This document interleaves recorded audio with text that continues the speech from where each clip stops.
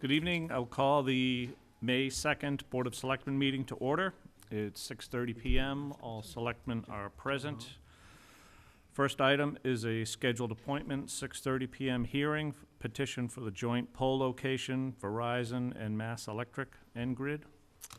Do we have a representative here? Yes.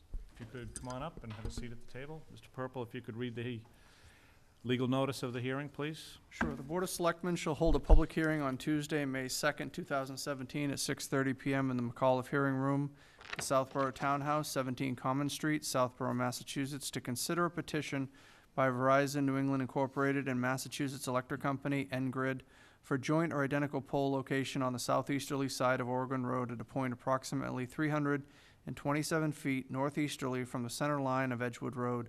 All interested parties are encouraged to attend. Southborough Board of Selectmen. Thank you. So, welcome, and if you could just state your name for the record and just give a brief presentation on the reason for the new pole. Yep, definitely. My name is Erin Mitchell. I'm a representative for Verizon.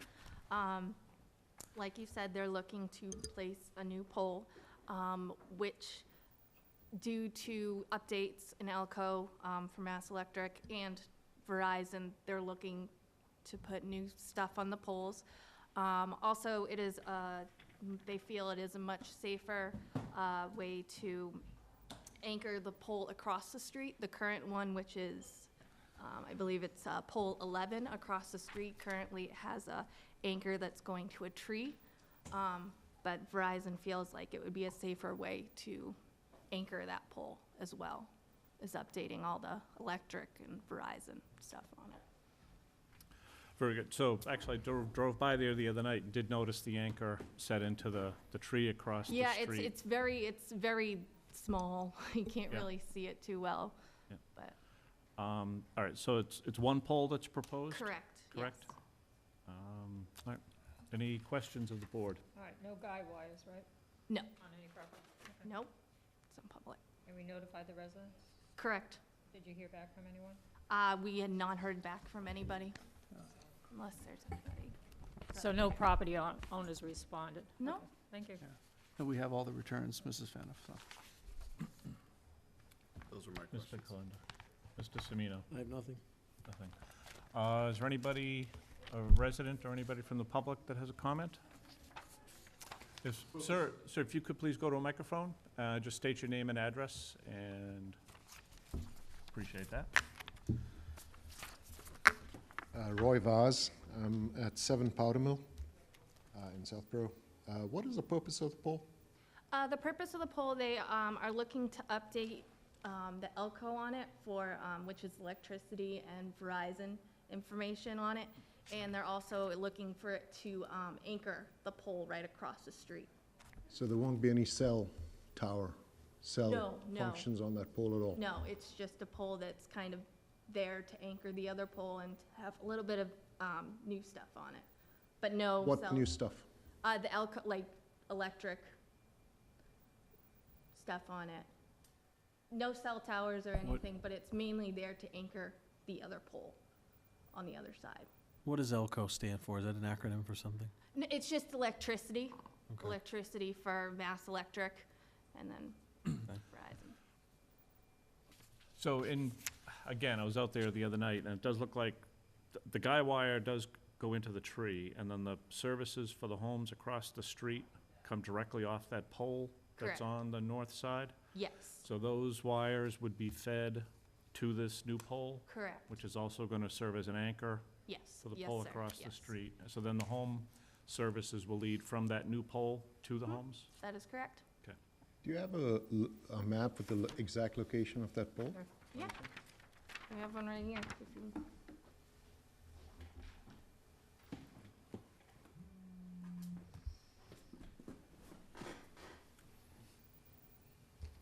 It's actually supposed to be positioned to the right of the current tree of 27 Oregon. That's all the questions. Thank you very much. Anybody else? Yeah, absolutely. Anybody else? Seeing no additional comments, is there a motion to close the hearing? So moved. Is there a second? Second? Moved, seconded. All those in favor of closing Aye. the hearing? Aye. Aye. I suppose we need a vote on this. Is there a motion to approve the request? So moved? Second. Seconded, yes. Any other discussion? All those in favor? Aye. Aye. Great. Thank you. Thank you. Have a great evening. You too. You as well. Next up, Mr. Malinowski. Public Safety Study Committee project update. Thank you, Mr. Chairman. I appreciate you welcoming me back. I was here about a month ago after the successful vote at the special town meeting. I wanted to use this opportunity, given the broadcast of the meeting, but also solicit any feedback from this board, to remind voters of the important vote that the town faces a week from today. Starting at 6:30, the polls open. But of course, there's obviously absentee balloting available beforehand with the town clerk until Monday at noon, is my understanding. In addition to electing people to fill seats on your board and other elected offices in town, 91% of the voters at the special town meeting approved the construction of the public safety facility on the land acquisition in exchange for the current police and fire station at the St. Mark's Golf Course. As you're all aware, one of the conditions of that approval at special town meeting was a directive to the town clerk to put a question on the ballot for the debt exclusion this coming Tuesday. So as the Public Safety Committee, we view it a strong priority of ours to continue the education, given that there's been a lot of events in town, including a three-day town meeting last week, to remind voters that we still need this critical approval to move this project forward. So I would ask that if there's anything that you could direct our committee to do to assist in educating the voters, other than just continuing to spread the word over the next week, I would be happy to take that back to our committee. In addition to that, I did want to remind you of the conversation we had in late March that should we be successful next week at the ballot, that it was our recommendation that we move steadfastly forward with the project in terms of forming a building committee. I have worked with Mr. Purple and several other members of his staff to help start to draft a potential charge that some subsection of this board and any new members that are elected next week would be able to approve should we be successful at the polls.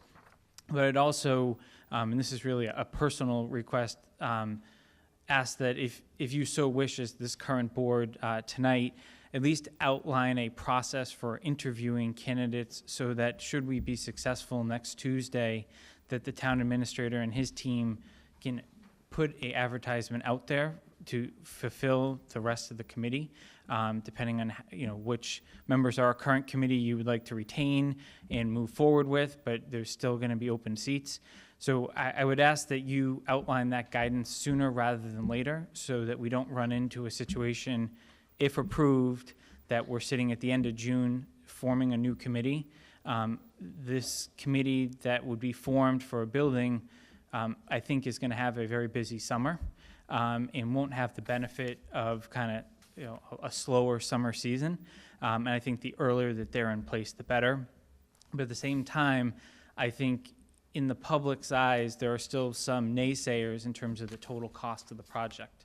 And if you go back to the presentation that our committee made at the special town meeting, we strongly advocated for a building committee to oversee the cost of the project, so that we could bring the cost of the project in at a much lower number than what the voters approved.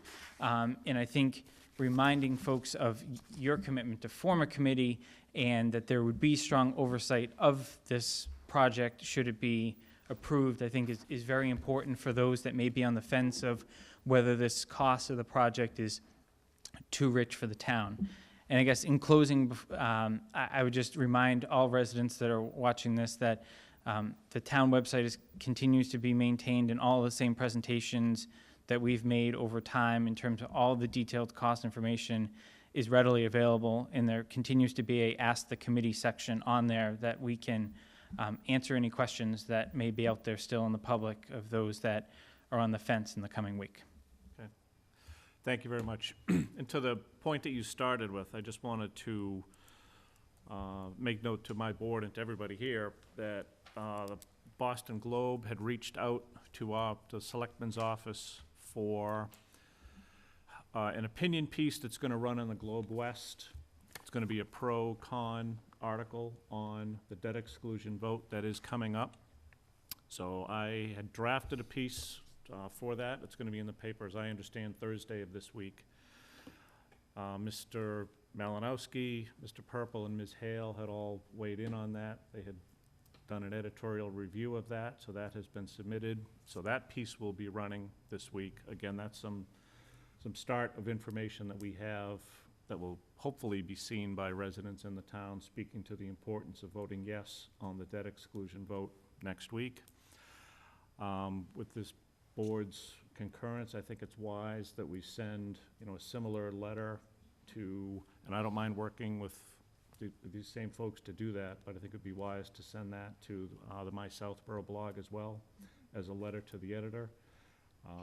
Again, speaking to the importance of the yes vote on May 9th on that, and with your concurrence, I don't mind I think it's submitting that. It's a great idea. I mean, they're the Villager, Metro West, whatever news outlets will take it. I think Yep. we should. And it's a great reminder, Jason and Mr. Chairman, about the vote is that next required step. And so for those voting next week, and for the 90% plus that came out and voted in favor of it at town meeting, they need to vote yes.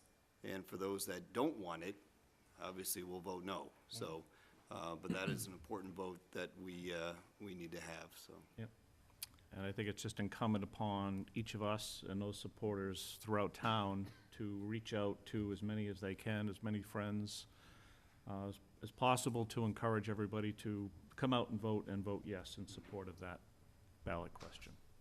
And then, Mr. Chairman, is in terms of the makeup of that next committee, so I think we should have that in place day one to the extent we can. I mean, there are, I think, if memory serves, you had mentioned that the existing members of your committee are interested in continuing to serve. Is that correct still?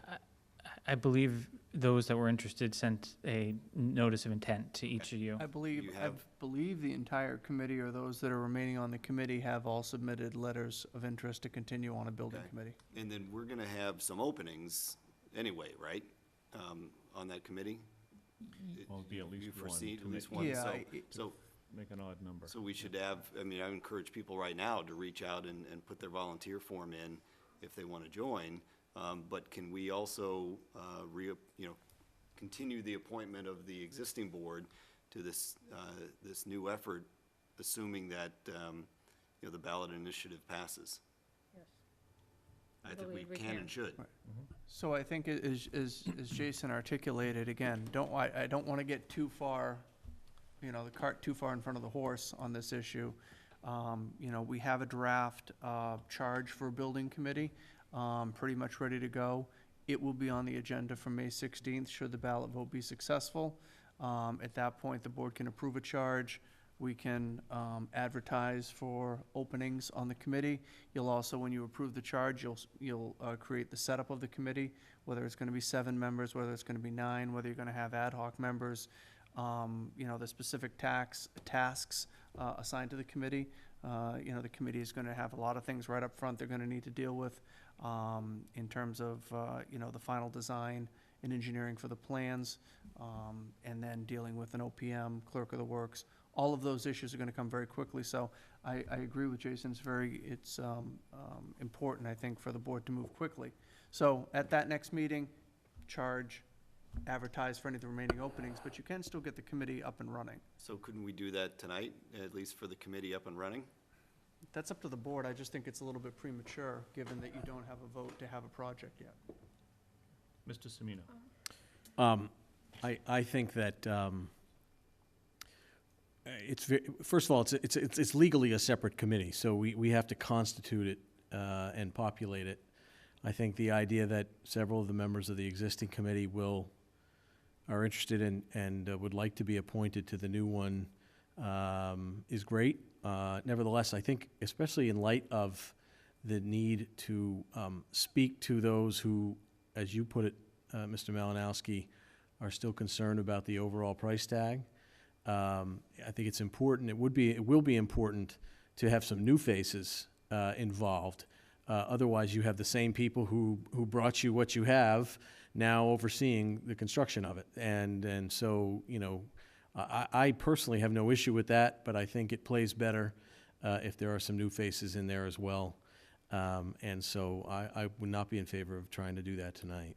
But I agree with Mr. Kalenda that speed is important to keep the momentum going as soon as possible after Election Day.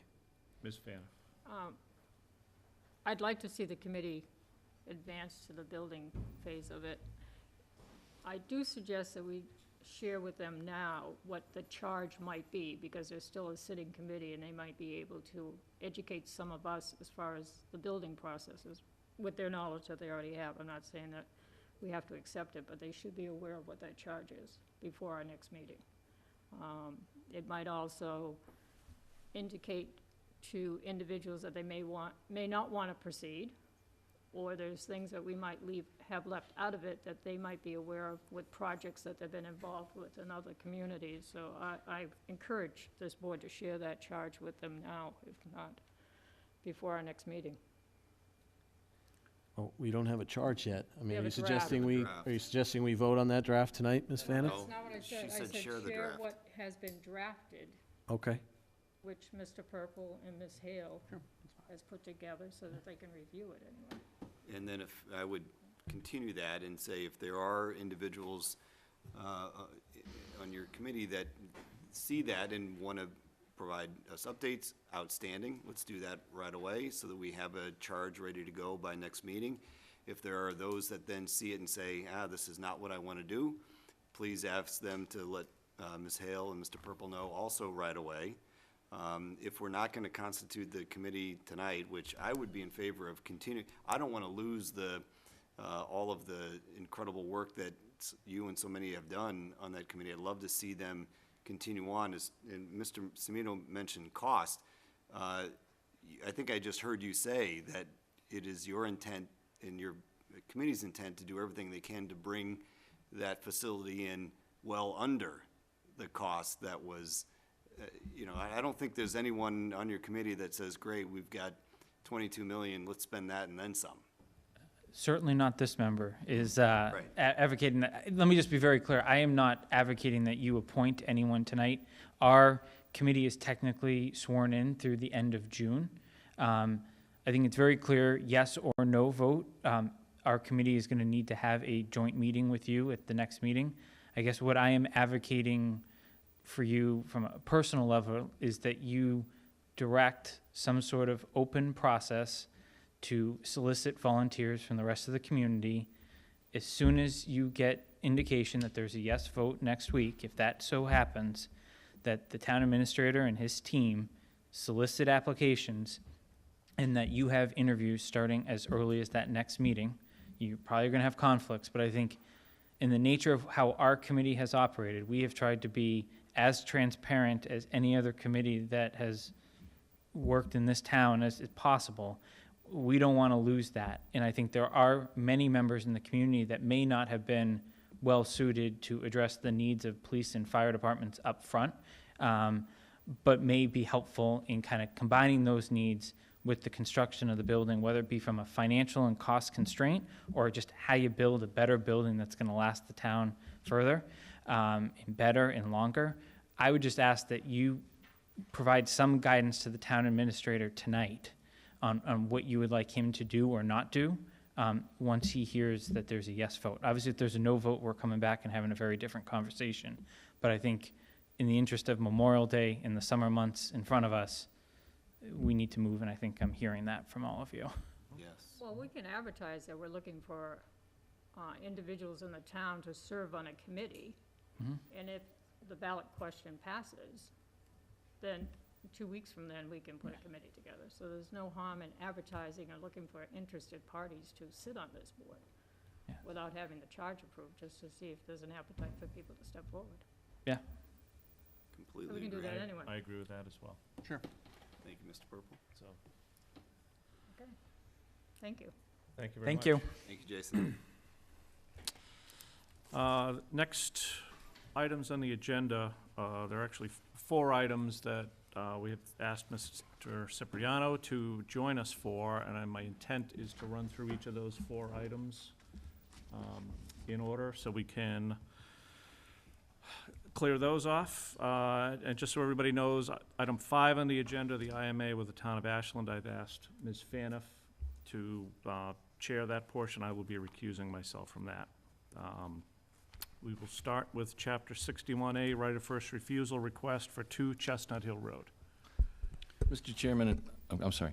No, I'll let you go. I was just going to introduce it, but, Go right ahead. yeah, okay. You had a tough night last night, so. Yeah. So, well, Hudson's town meeting was a little bit shorter than ours was. We had a letter from Goulston and Stores, who is representing the owners of 2 Chestnut Hill Road. And they were seeking a request from the board as to whether or not the board would waive their right of first refusal with regards to sale of the house, and if some additional land, an acre and a half, was added to the property, so that the house would have about 2.5 acres being sold with it, that land being taken from land that is currently in 61A. And again, this is not they do not have a binding sale in place. This was just kind of a straw poll, so to speak, that they're interested to see whether or not we'd waive it. And we had sent requests to Open Space and Conservation to both review this issue and get back to us. Those letters are in your packet this evening. Both came back with very similar responses, that they do not see any reason why the town wouldn't waive its right of first refusal as suggested by Goulston and Stores. However, they wanted counsel to ensure that by doing so for the smaller parcel does not waive their right of first refusal for the larger parcel. So in other words, they want to make sure that there was no connection between the two. And so this was something that Aldo has been asked to opine on. And, Mr. Chairman, members of the board, in that regard, we received this a few days ago. However, we did meet with the Concom administrator in person just to discuss this with her, and also went to the assessor's office because we wanted to see the actual 61A filings. This is just a component of this evaluation because this is a request outside the statutory procedure. There's a very, very definitive process that everything from certified copies of a purchase and sales agreement to a conveyancing plan. And this particular parcel was put into a conservation restriction years before I was involved as town council, 1995. I have no backup data on this except what I reviewed on the CR, the conservation restriction, and there is an exhibit plan.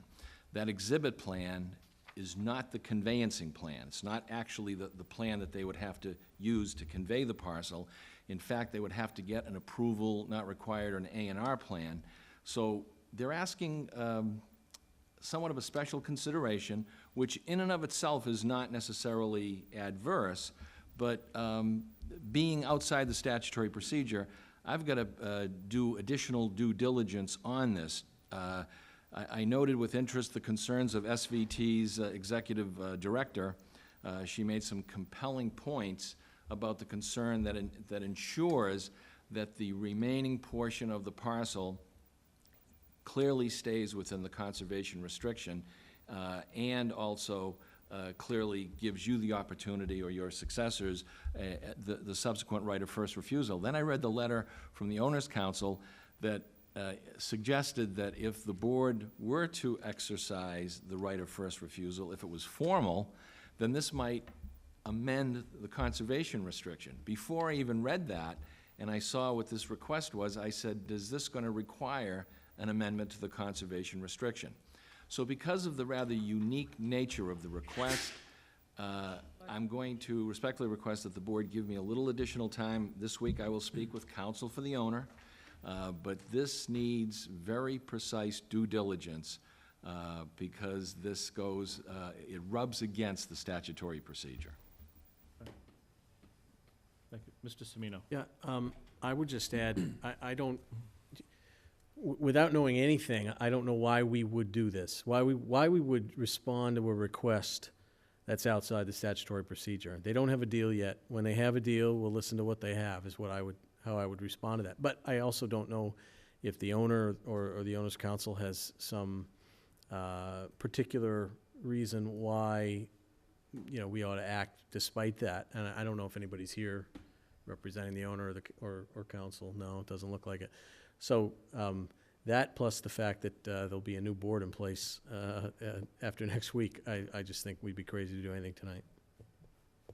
I mean, more time makes complete sense. I concur as well. And just one question on the first page of Gouldston and Storrs' letter, footnote 2.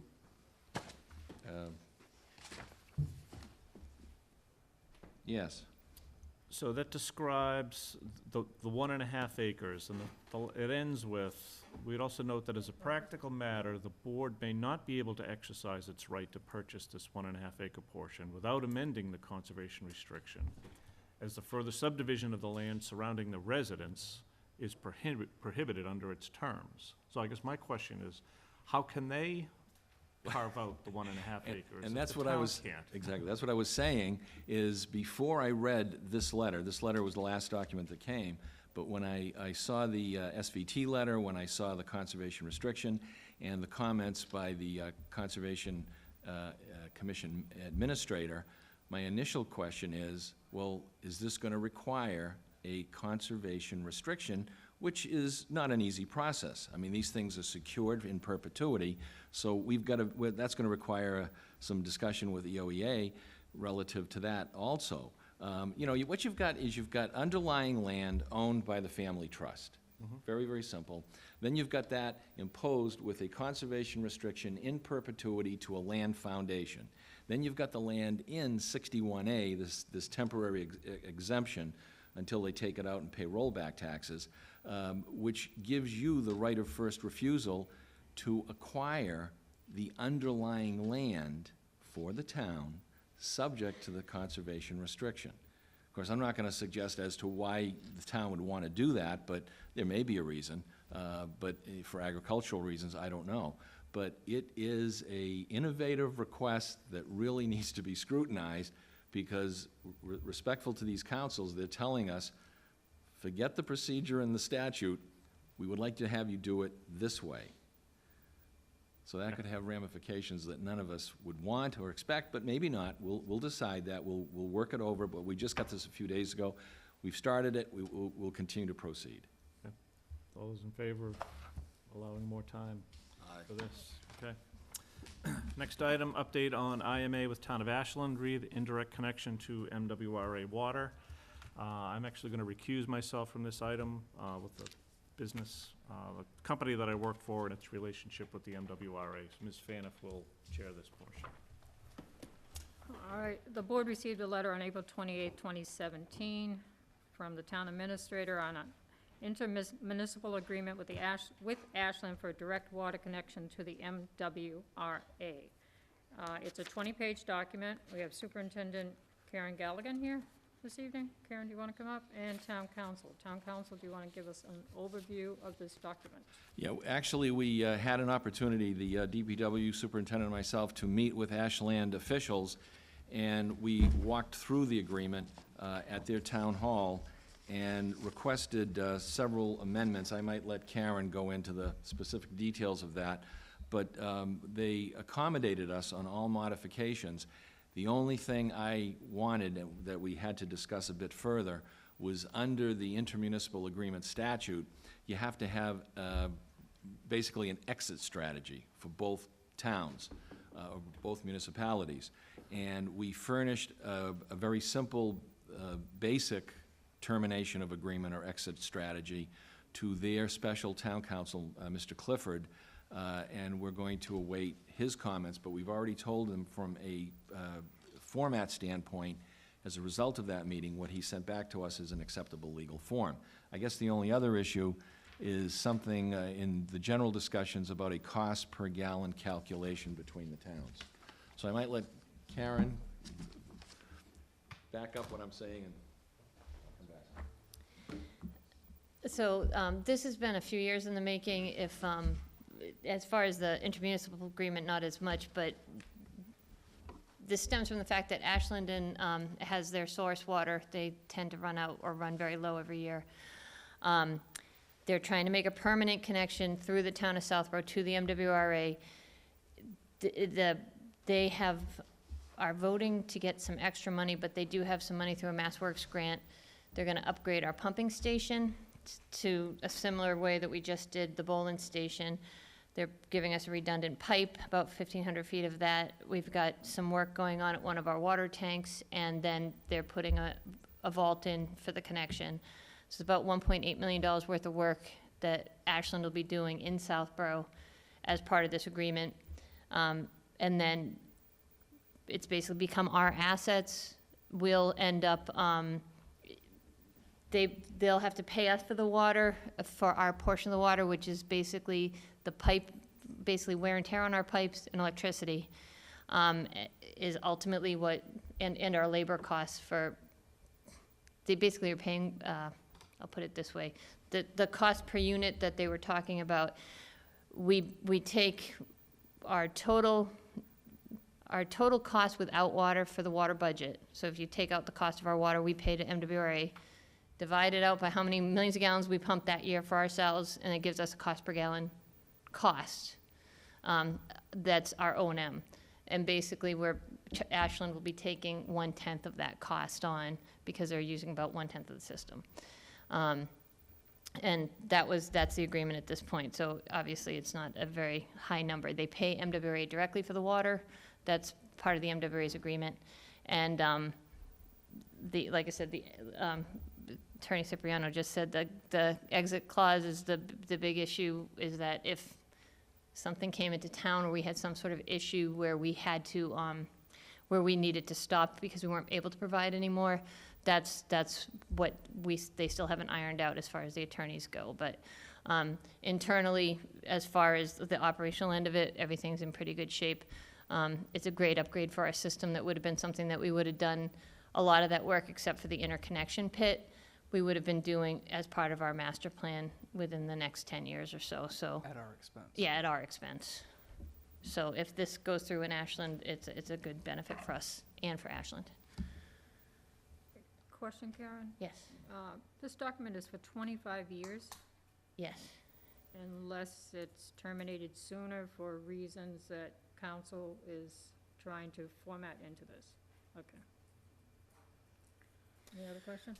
Karen, so I believe I heard you say that we would then own the asset. Yes, Okay, they're gonna pay for it, we'll own it. We'll own the asset, we'll own the liability as well. If something goes wrong, if, repairs are needed, did I hear right that some money is gonna be coming towards those eventual repairs correct. And so anyway? we have a certain amount of regular maintenance that's in our budget. And so every 5 years, we're gonna reassess the assessment they pay for us, after the first 5, and then I believe it'll just be yearly after that, so that we know what is, if there's any additional cost because they're taking extra water. At the end of the year, we had talked about the fact that anything capital that happens, so a pump breaks and we have to replace the pump, they'll bear a certain percentage of that based on how much water got pumped out of that station, and then how much of that went to Ashland. So it's being metered at the town line. So if we pump 1 million gallons, which is not, we pump way more than that, but say we pumped 1 million gallons and 200,000 was on Ashland's meter, then they would pay 20% of the cost of that pump for the year. Okay. So just to clarify, I mean, as Karen had said, we're being a good neighbor, and allowing them this indoor connection. But I think it was something Mr. Hegarty said at town meeting, this isn't a charity. We want to make sure that the town is protected, and that the town is held harmless in terms of any of these expenses that are incurred by us as a result of them taking water. Right. So, and that, we have those things, those protections in the existing IMA right now for emergency water services, and those will be carried over into the permanent document for the permanent indirect connection. Okay.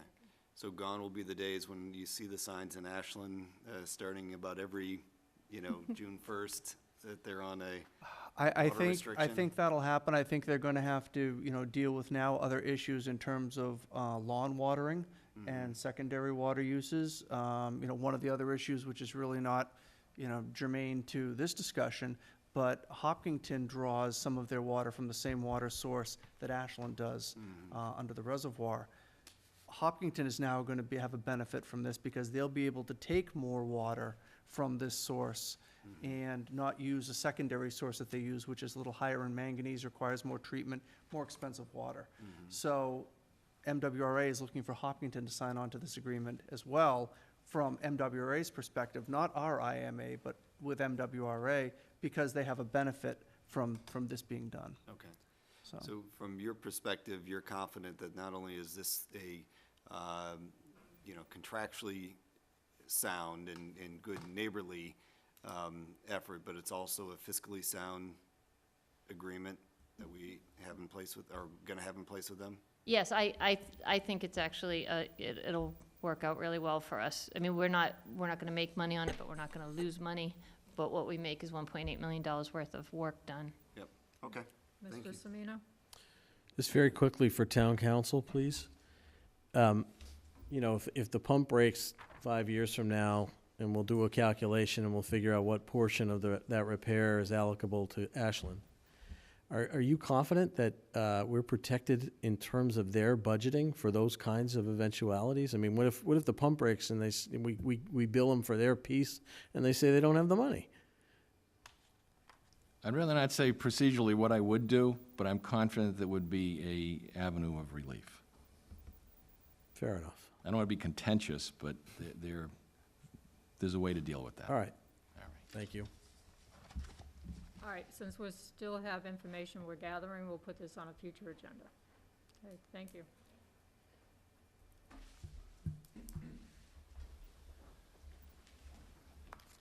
I'll turn it back to Mr. Shea. Can we go to the consent agenda? Do you want to do that, or you want to go to the other things with, well, why don't we do the consent agenda, if you're going to group them together. All right, so why don't we do the consent agenda items? Any items to hold on that? I would hold number 2 just for a moment. Okay, item 1 was to accept Amanda Marinette resignation from the Historical Commission. I'd like to thank her for her many hours. And number 3, accept $500 donation from CWMARS to be allocated to the library donation account. Second? So the motion, all those in favor? Aye. Aye. Item 2, Mr. So Kalenda. item 2, obviously I would ask that we agree to accept the resignation of Janelle Rooney. I'm just going to it for a moment. So what's most concerning about Janelle's resignation for me, and it should be of grave concern for this entire board and anyone watching, anyone who has ever served, anyone who's currently serving, is her statement of having witnessed what has been happening in our town lately. I cannot in good conscience tell people that I am a member of any town committee. That is chilling. It was chilling to me as And well. as I read it. could not, I read it a number of times, ensuring that I had it correct, and I hated seeing it every time I reread it. And I think her sentiments are unfortunately spot on for too many, for many of our volunteers. And there are those who, I think we heard at recent town meeting, who had great hopes of being able to pass recall petitions against elected members as well as volunteer board committee members that said there was no evidence that those efforts would chill anything. I don't know if that's one of her reasons, is the recall effort, or is what's been going on at too many of these meetings and ZBA meetings and planning board meetings. But I've said it before, and I'll say it again, it has to stop. And, we're seeing it in writing here from someone who had previously, saw an opportunity to participate in the stewardship committee, volunteered her time, and then now can't even, fathom being known as a volunteer for our town based on the tone and tenor of too many meetings. So I'll regretfully suggest that we accept her resignation, but I think, this entire town needs to understand with eyes open what is happening, and every one of us has the responsibility to help fix it. Completely agree. Is there a second to Mr. Second. Belinda's motion? All those in favor? Aye. Going to continue to other matters properly before the board. And the first item, consideration of disclosure under Mass General Law, Chapter 268A, Section 19, by Deborah Demuria, ZBA alternate member. Mr. Chairman, I'm going to leave the room while you discuss the next two issues. Okay. So Ms. Faniff is recusing and leaving the room for the next two items. So it's Ms. Demuria's form is included in our packet. And I will ask if there's any comments you want to make, introductory comments first? Or? Hi, Debbie Demuria, 58 Flag Road, alternate member of the Zoning Board of Appeals. So I've given you a Section 19 disclosure. I was asked to participate in a couple matters before the board, particularly two on May 17th having to do with Park Central. One is an appeal of a site plan rejection by the planning board, and the other is of the building inspector's failure to act. I had received some advice from Attorney Cipriano as well as the chairman that I should give a call to the state attorney of the day just to make sure to discuss any conflict of interest. So after giving the information that I had given, I want to let you know that I feel that I have no financial conflict. I'm not in a butter or in a butter to an abutter of the Park Central proposed development. And I have no presumption of suffering or injury different in kind or magnitude. So there's nothing in particular about my property or where I am that is any different than the other, neighbors or so. But my dwelling is at the sort of the terminal end of Flag Road, and the subject of a lot of discussion before the board. So after discussing with the attorney of the day, she felt that, if there is any additional traffic from the Park Central development, that there could be a perception or that I could be motivated by a perception that the project could adversely affect the value of my property. I informed her about the many discussions that I've had with this board, and also the steps that the board has taken with the public, the members of not just Flag Road, but many members in and around the roads around Flag Road. In particular, mentioned that on September 12th, the Board of Selectmen sponsored a Flag Road forum to discuss any safety concerns that the residents had. Was very well attended, as you remember. On October 4th, the board voted to disallow any traffic from a future development down Flag Road. And at a special town meeting, the residents of Southborough voted in a non-binding warrant article, which was co-sponsored by myself and my husband, to close Flag Road in the event that any future traffic would be entering down the road. So what I wanted to say is, I have every, thought that the board is looking out for the best interest of myself and my neighbors. In addition, the board has discussed working with the proponent to discuss egress issues with Mass DOT. So I have no feeling that I have any financial conflict I could sit on the Park Central matter, these two in front of us, or any that might come before the board, and act fairly and apply the law fairly, essentially. And so I wanted to let you know that the attorney of the day felt it was really best that I put in a Section 19 disclosure instead of a 23B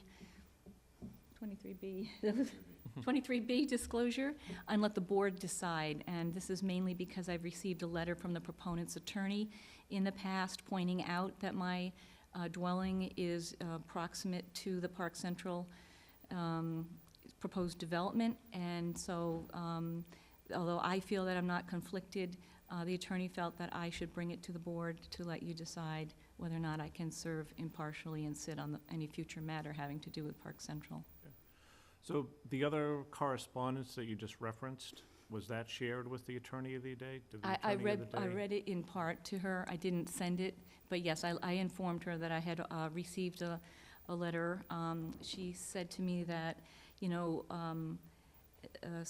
submitting the Section 19 disclosure, she said she was on the fence about it.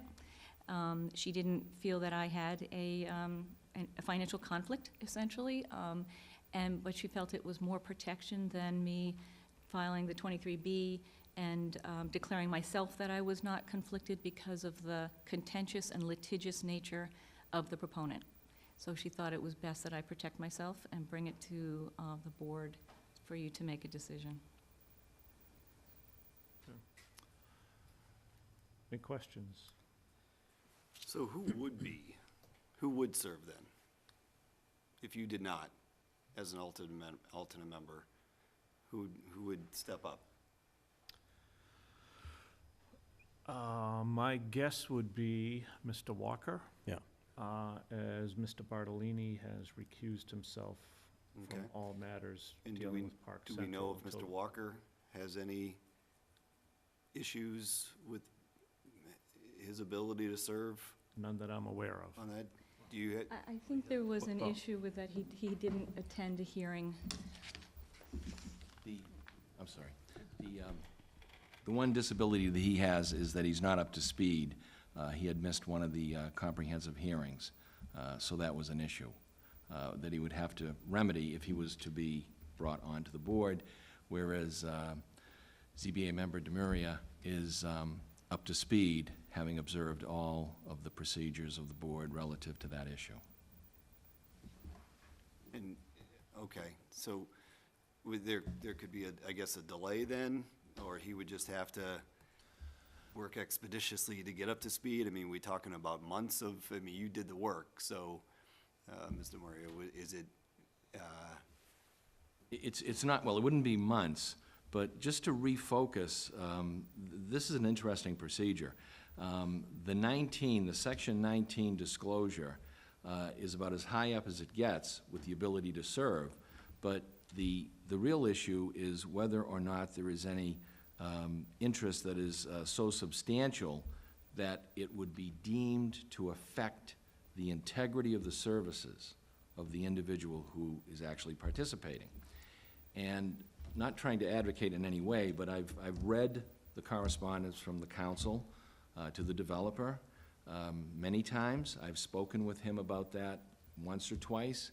We have had other issues similar with other members. I think it was maybe with Mr. Walker, but it was more an issue of impartiality, administrative impartiality.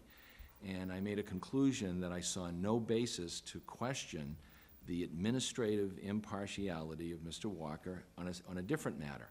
At the same time, based upon this substantial financial interest, if you read the disclosure, and again, I'm just giving you general advice, this is your decision, I don't see a substantial financial interest in that disclosure.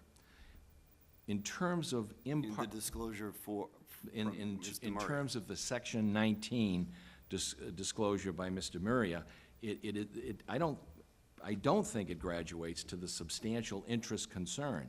What this is, and speaking to that counsel, as it related to ZBA member Demuria, I posed the comment that I felt that this was really more a question of bias or partiality, and I said, I don't think you can show that.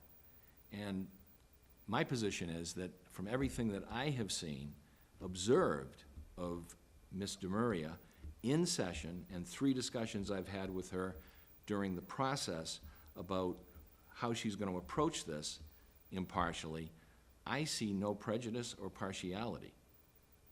So, again, the decision is totally up to you, but I understand what she did. The form is correct. It's a question of whether or not there's a substantial financial interest, so much so that it's likely to affect the integrity of the service that she performs. That's really the key of what you're trying to evaluate, and it's in the context of what she's submitted. The last quick point I'll make, and I made this to counsel for the, who sent her that letter several months ago, is that, I believe that suggesting, some of the things that he suggested that she participated in kind of reflected a conflict. To me, it reflected citizen advocacy. It's almost the ability to just make a statement. It didn't graduate to trying to protect a financial interest. It was simply trying to resolve safety issues. That's just generally all I've studied this. I looked at I was asked by the town administrator to look at the package, including the disclosure, and obviously the ultimate decision is yours. I'd be glad to answer any other question, but that's the way I view this legally. Okay. And do we know if Mr. Walker is willing and able to, he's an alternate, so if called upon, do we know that he's willing and able to step up and serve? I can't speak to that subject, but I have had a prior conversation with the chairman. And of course, anything that he does is contingent upon what you do. But given the fact that ZBA member Demuria is up to speed, I believe that contingent upon whatever you decide, he would like her to serve at the next meeting on the 17th. I don't want to speak for him either, but that's my understanding. Okay. Mr. Semino. So, my mind is in a pretzel here. Let me explain. Ms. Demuria, you know that I was at least one of maybe more than one people who approached you about serving on the ZBA when we had the opening that was ultimately filled by you. Now, this is to tell me where I'm missing something type of monologue here, counsel. Ms. Demuria and or her husband, prior to, you spoke about citizen advocacy. They signed petitions to remove the ZBA chair, the then chair. They signed petitions to stop the Park Central project. They sponsored a warrant article at town meeting to close Flag Road. Okay. They're not in a butter, two in a butter, but they're darn close. I think she just admitted that. So actively participating adverse to Park Central. Why would we take on this challenge? Why wouldn't we just say, let's have Walker do it, right? I mean, is there a reason why we're averse to, other than he's got to watch a DVD of the meeting he missed? Why are we buying this problem? That's where I'm coming from. I guess the way to address that is to say that your town council is, if there is a proper disclosure, then I don't believe that somebody should be disenfranchised from an administrative vote under basically a lawyer's fear, a comment of fear. Whose lawyer? What lawyer? The developer's counsel. I'm not interested in his letter. Well, the point is that that's what he's basically doing. He's trying to disenfranchise votes. He has his job to do, but I don't believe you disenfranchise administrative members' votes unless there's a valid reason. And from the administrative law standpoint, I see no basis. Impartiality will be maintained. From the conflict of interest standpoint, the 268A standard, Mr. Muria has gone, spoken to a counsel of the day. She has submitted the very compelling Section 19 disclosure, and she's now seeking your determination that she has no such substantial financial interest that would make her partial, biased, or in any way being unfair. That's really the standard of what you're determining. Now, admittedly, Mr. Walker could serve if he came up to speed under the Mullins Rule theory. And again, the current chairman's position is for administrative, whatever, convenience or purposes. The discussion I had with him suggested that he, at this time, would like Ms. Demurray to serve, because she's more up to speed. Thank you. I have a couple questions for Ms. Demurray. Is there a well, first of all, given sort of the optics here, is there a reason why you choose not to just step aside and let Mr. Walker step up? Well, two things is I'm not conflicted and I have no financial interest, so I have no need to do so. Mm-hmm. So that's one. I want to just confirm what Mr. Kalenda said is I did not sign anything having to do with Park Central. I don't know where. That was not me, that was Mr. Semino. Yeah, Okay. Am I wrong about that? Did you guys, I said you or your husband. I included Right. your husband in So that. I'm not my husband. I understand. No, no, Okay. so the letter that from council says, Yep. on or about September 1, 2016, you and your husband signed a second petition to remove Leo F. Bartolini So- from the ZBA. Is So that let me ask you, factually what incorrect? does that have to do with Park Central, actually? I don't No, I understand just- why he you- put you that just- in the letter, but it has nothing to do with Park Central, right? We're just having that discussion of, Yeah. we're clearing up what is in the record Yes. that we were given. You said you did not sign it. Right. This lawyer, for whatever reason, says you did. That's where Mr. Semino got it, because he read his materials So, in advance of the meeting. So Mr. Hegarty isn't here, but I actually put in a public records request on myself and my husband to see who requested information on us, because there's erroneous information in that letter. And in fact, the only public record request on me was made by Leo Bartolini.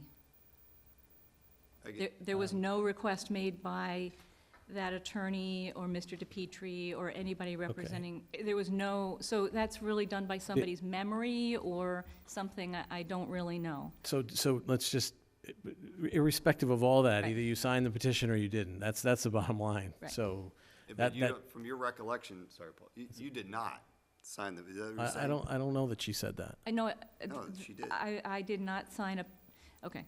I signed the petition of Mr. Bartolini, which I believe has nothing to do with Park Central, actually. It was his behavior and that sort of thing. I did not sign the petition about Park Central. And I explained this to the attorney of the Yeah, day. that's what I read to you. So on or about That's September accurate. 1, you and your husband signed a second petition to remove Leo F. Bartolini from the ZBA. That is incorrect. That is incorrect. You did not sign it. I then. did not sign that. But you What? signed a different one. I did not sign anything about Park Central. No. No, I didn't say Park Central. To remove Mr. Bartolini from the ZBA. Because of his behavior, I did sign that, yes. Sorry. Okay, which had nothing to do with. Which has nothing the to do with Park process of Central. Park Central. It has or nothing to do with Park just Central. And I- Nothing to do with, at all, from your perspective, from That's Park. right, that's right. Okay, I don't know if your attorney, Mr. Brackett, would agree or not agree, but Well, he's not my attorney. I think he is. He represents 170 I thought he signatories. represented every one of the signators, and that's you. Are you saying, so this is new information, are you saying he is not your attorney? In what matter? So, I believe that I had, So I was approached to sign a petition, like, people come door to door or at the transfer station, and I signed a petition having to do with Mr. Bartolini and what I felt was improper behavior, being the chairman at the time for the Zoning Board of Appeals. And this was before I was approached to become a board member.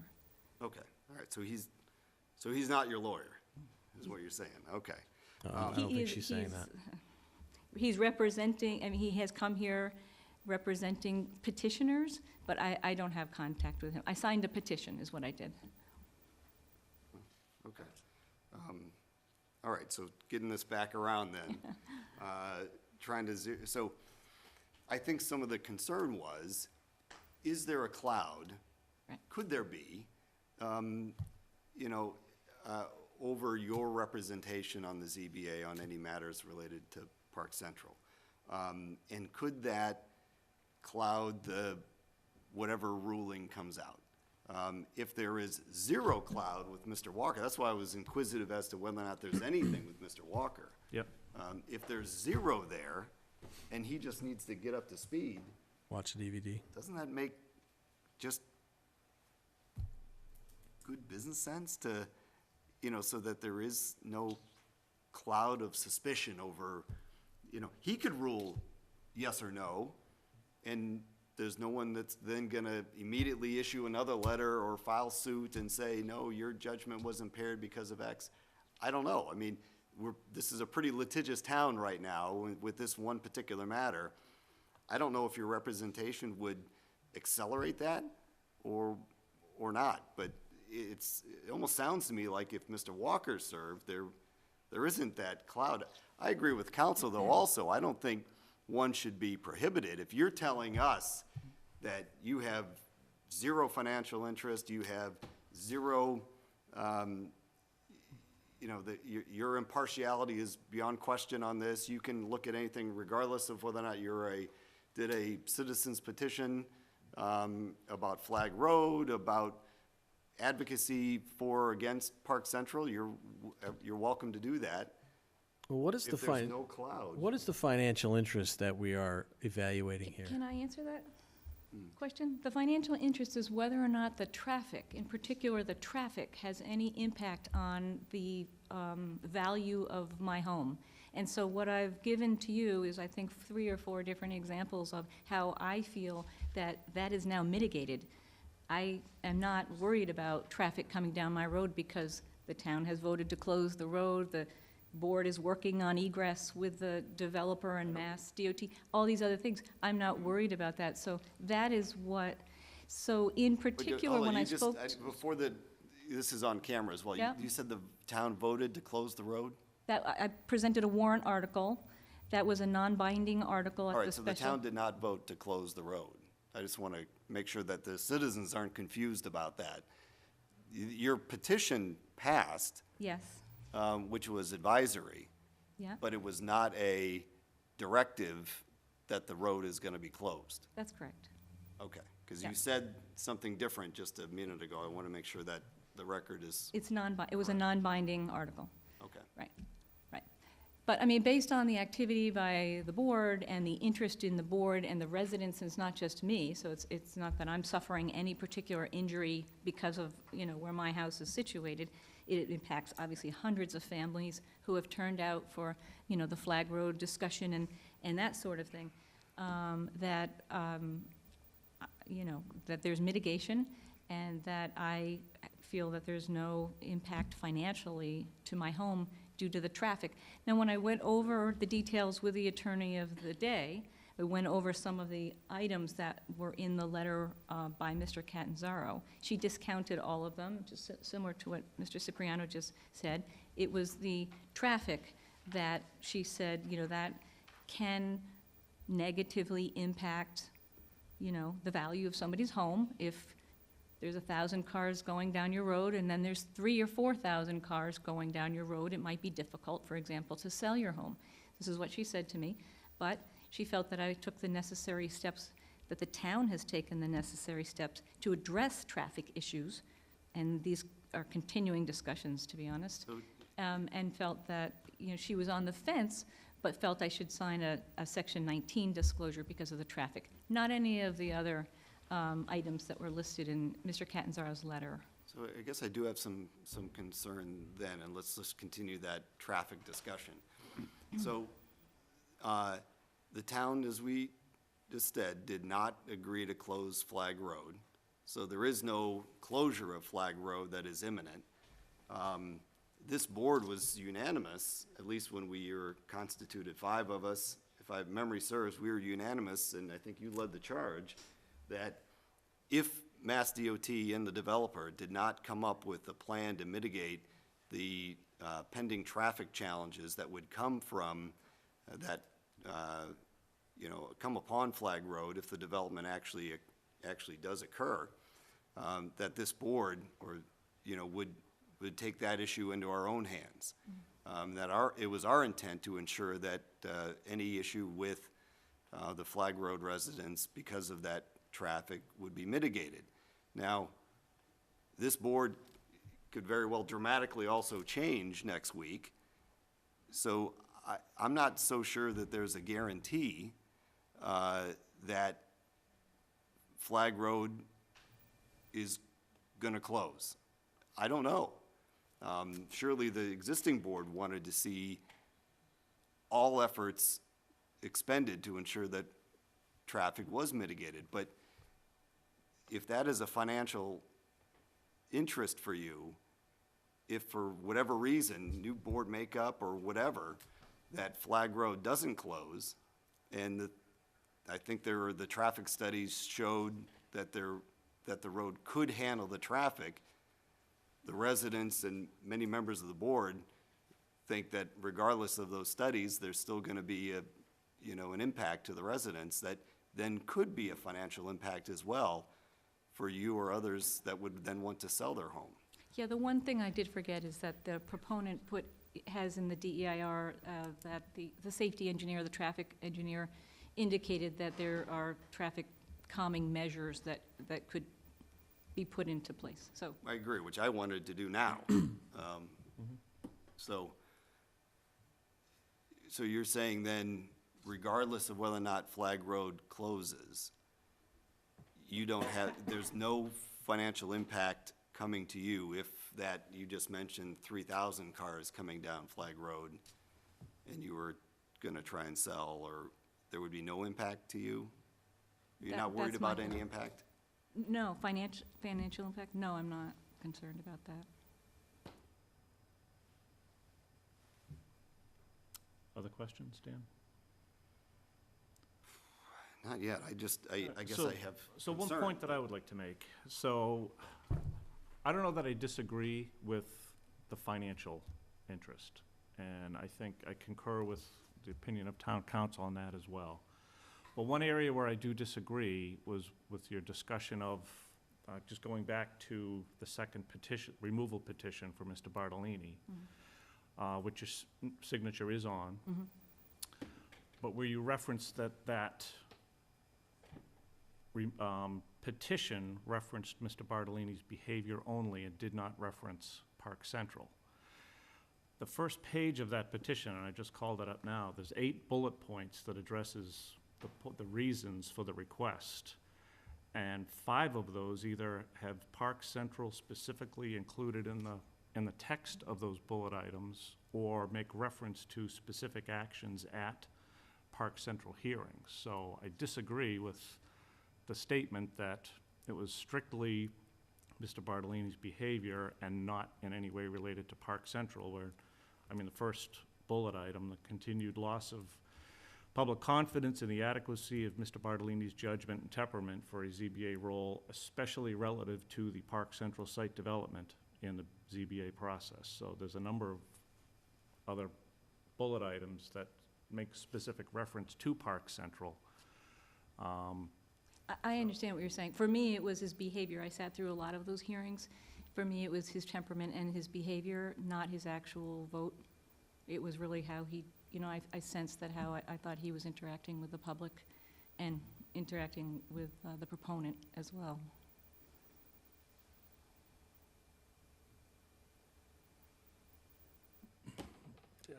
So I guess I'm, conflicted. I guess I could see the point for, concurring with the lack of financial interest, but the lack of, other conflict on this matter, I question. And I don't even know that that's up to our board to make a decision on. Well, it sounds like, maybe council can direct us or Mr. Purple, but we need to make a decision whether or not, which individual serve, we have 2 alternate members. I think, my guess is the vote on this board to add Ms. DeMaria as an alternate ZBA member was probably 5-0. I mean, I remember, yeah, we all voted in favor. Don't question And my I vote on that think at any Mr. Rooney was the advocate, original advocate for finding you and asking you to serve, and we were all, so we all love the fact that you're on the ZBA, and we wanted you there. My challenge on this particular matter is this issue that we've just spent a half hour talking about, and you've got another member who, it sounds like, has zero potential conflict. Wouldn't it make sense to go with Mr. Walker just for this? Yeah. Mr. Cipriano. Well, I can only remind you again that this is elevated to the actual language in the form. I can understand why ethics did this, and I think it was a wise advice, but the determination that the appointing authority makes is that you, as the appointing authority, are gonna, if you decide this, have to say, you've reviewed the particular matter and the financial interest identified by Mr. Murray, and that you've determined that the financial interest is not so substantial as to be deemed likely to affect the integrity of services which the municipality would expect from Mr. Murray. Now, what that's come down to is traffic impact. I can't tell you, there's no development of land, commercial or residential, that someone doesn't raise a traffic impact issue.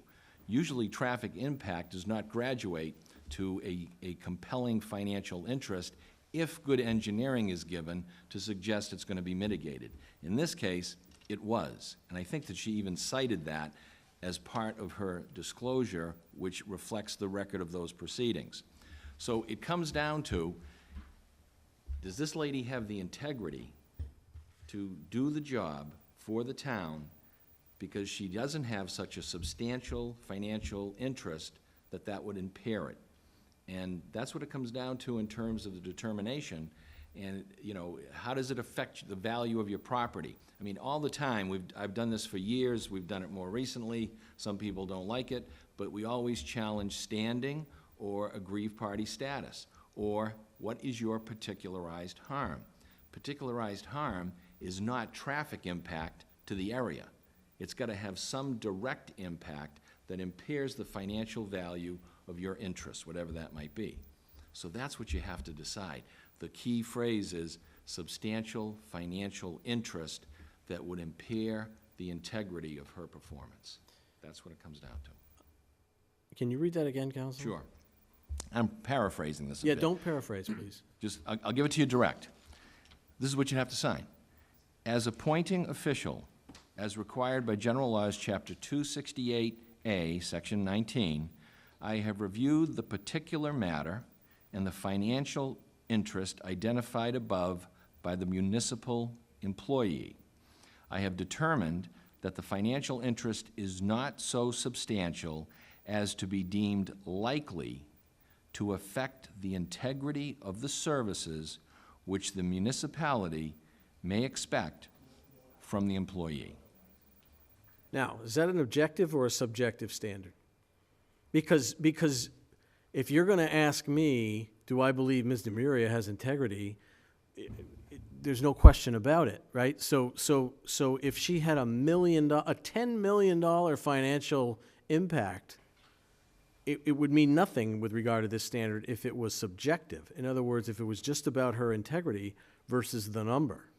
I think that's a good point, and I think what you've really got in here is a subjective standard, integrity, and an objective standard of substantial, or whether or not there's substantial financial interest. And that was crafted by whom? That is the disclosure form from the State Ethics right here. Commission. And that, yes, but that was also written based on the information provided to whomever was No, called that's that actually a day. pre-printed, that's above your determination. Okay. That's pre-printed. But it's also based on the information that the individual was given over the phone when you call and. No, it wasn't. No, what. So there's no background given by Ms. DeMaria that then resulted in this? There's In no- that statement? Yeah. No. There's no That's- discussion that's about no. traffic, none of that?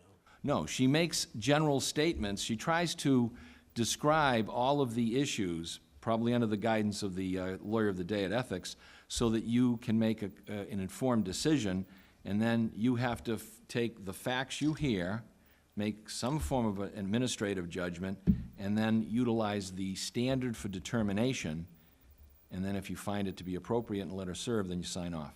And is that one standard? Is the financial impact is one standard? The at least view among some then is a question of impartiality is the other. Well, it's, the standard is substantial financial interest, and even if that is determined, whether or not it's likely to affect integrity of services or impartiality. So what I'm saying is, do you determine that what has been presented to you amounts to a substantial financial interest, a substantial financial interest, or is it nothing different than for anyone else? And didn't I hear you say, what if Flag Road doesn't close? What if the development occurs, there's a new board then, and, 3,000 cars go down Flag Road every day? Is there any financial impact to the owners of those homes on Flag Road? Well, I would think we could take judicial notice of that. I don't think I think that's an easy answer. Well, from the standpoint of counsels for some abutters, they may argue that yes. From the standpoint of defending an administrative action, what is in the record to mitigate traffic impact? And what's in this record, and again, Mr. Murray references this, because it's part of the original ZBA record on Park Central, is that it will not have substantial impact. And traffic impact alone does not graduate to standing or having an aggrieved party status, which elevates to the point that you're suffering a harm. If there was no harm with Flag Road, again, back to that issue of if it remains open, then why have the citizens petition that was done at town meeting that was advisory and passed? Why even have one to close it? Well, I think that the residents' feeling is that whatever the traffic determination was made, even though it was done peer review by the ZBA's engineers, they would have maybe a higher comfort level that by taking some road closure action. That's exactly what I'm saying, because the proponent of that was Mr. Murray herself. She was on stage. How can you not look at that? How can we not at least look at that as an issue that went into whether or not there's could be a financial impact to her and all the residents on Flag Road if that road doesn't close? Can I just answer Sure. quickly? I understand what you're saying. The point of that warrant article was and I think the Flag Road Forum as well, it's about safety.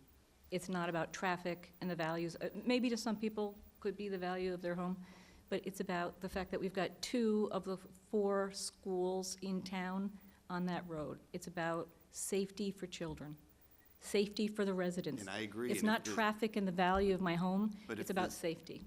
But the safety issue is the traffic, and if there is at least if there's a significant issue of safety on a particular road, I think it's harder to sell a property on that road if you've got 3,000 cars, as you just said, buzzing down that road every day.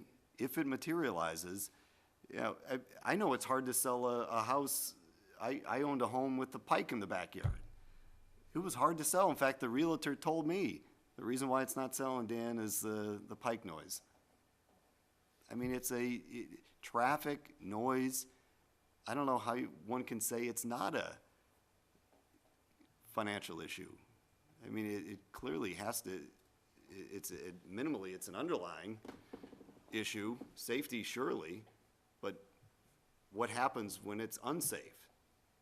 I don't harder think to this sell. board would let it get unsafe, is what I'm saying to you, so I understand that This board has there's. already talked about that. Right. But this board may be, as of next week, maybe 2 people, and then with the special election in November.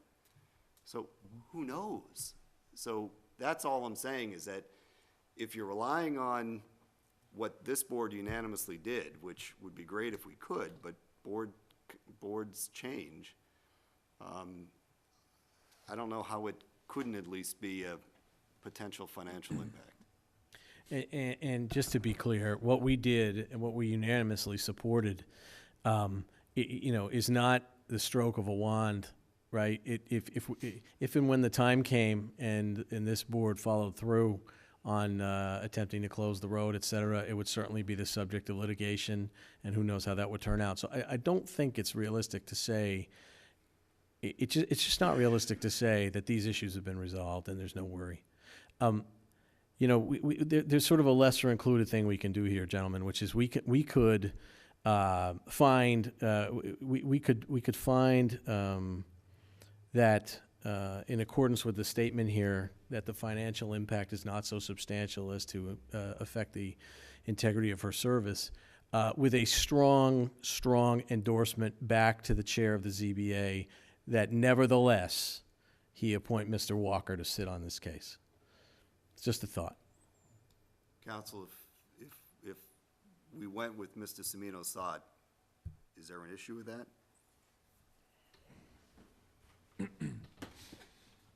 Well, you're making the determination that there is not the substantial financial interest. It's semantics, counsel. If we make that determination, it doesn't preclude all of the other issues that we've raised with regard to perceived conflict of interest and the actions taken in the past. Okay? So, and by the way,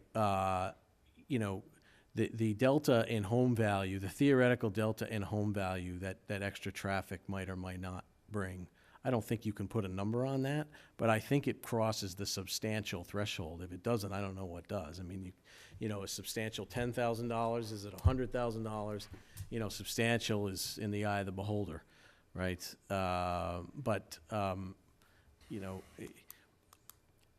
We can follow the letter of the statute as you're describing it to us and still have a huge sticky wicket with regard to the integrity of the ZBA process going forward.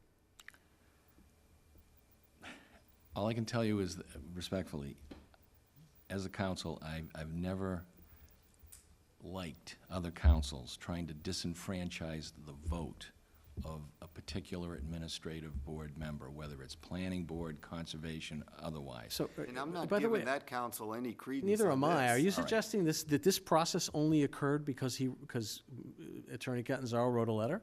Well, most of that letter had to be cited as a background of what the issue was. Yeah, but is that what prompted the filing The filing of what? of Mr. this Murray's filing. disclosure? Well, I think that she would have had to have submitted that letter so that it was full disclosure to ethics as to what the issues were that were raised. I mean, she has definitive information that these are the charges or these are the issues relative to what you're doing, most of which, again, I believe were nothing more than citizen advocacy. I mean, this is an issue where a citizen speaks out, a developer's counsel doesn't like what she said, and then all of a sudden he wants to disenfranchise the vote. This is like the second or third time this has happened. The effort was against Mr. Walker about, 9 months ago, and I determined it wasn't a conflicts issue per se, it was an impartiality issue. And we said to the board at the time, I see no legal basis for him not to serve. And You that said was- Walker, you meant Bartolini? No, Mr. Walker. Well, A challenge was made by the same developers council and Mr. Walker What board? The ZBA, not this board. to the ZBA. Yeah, okay.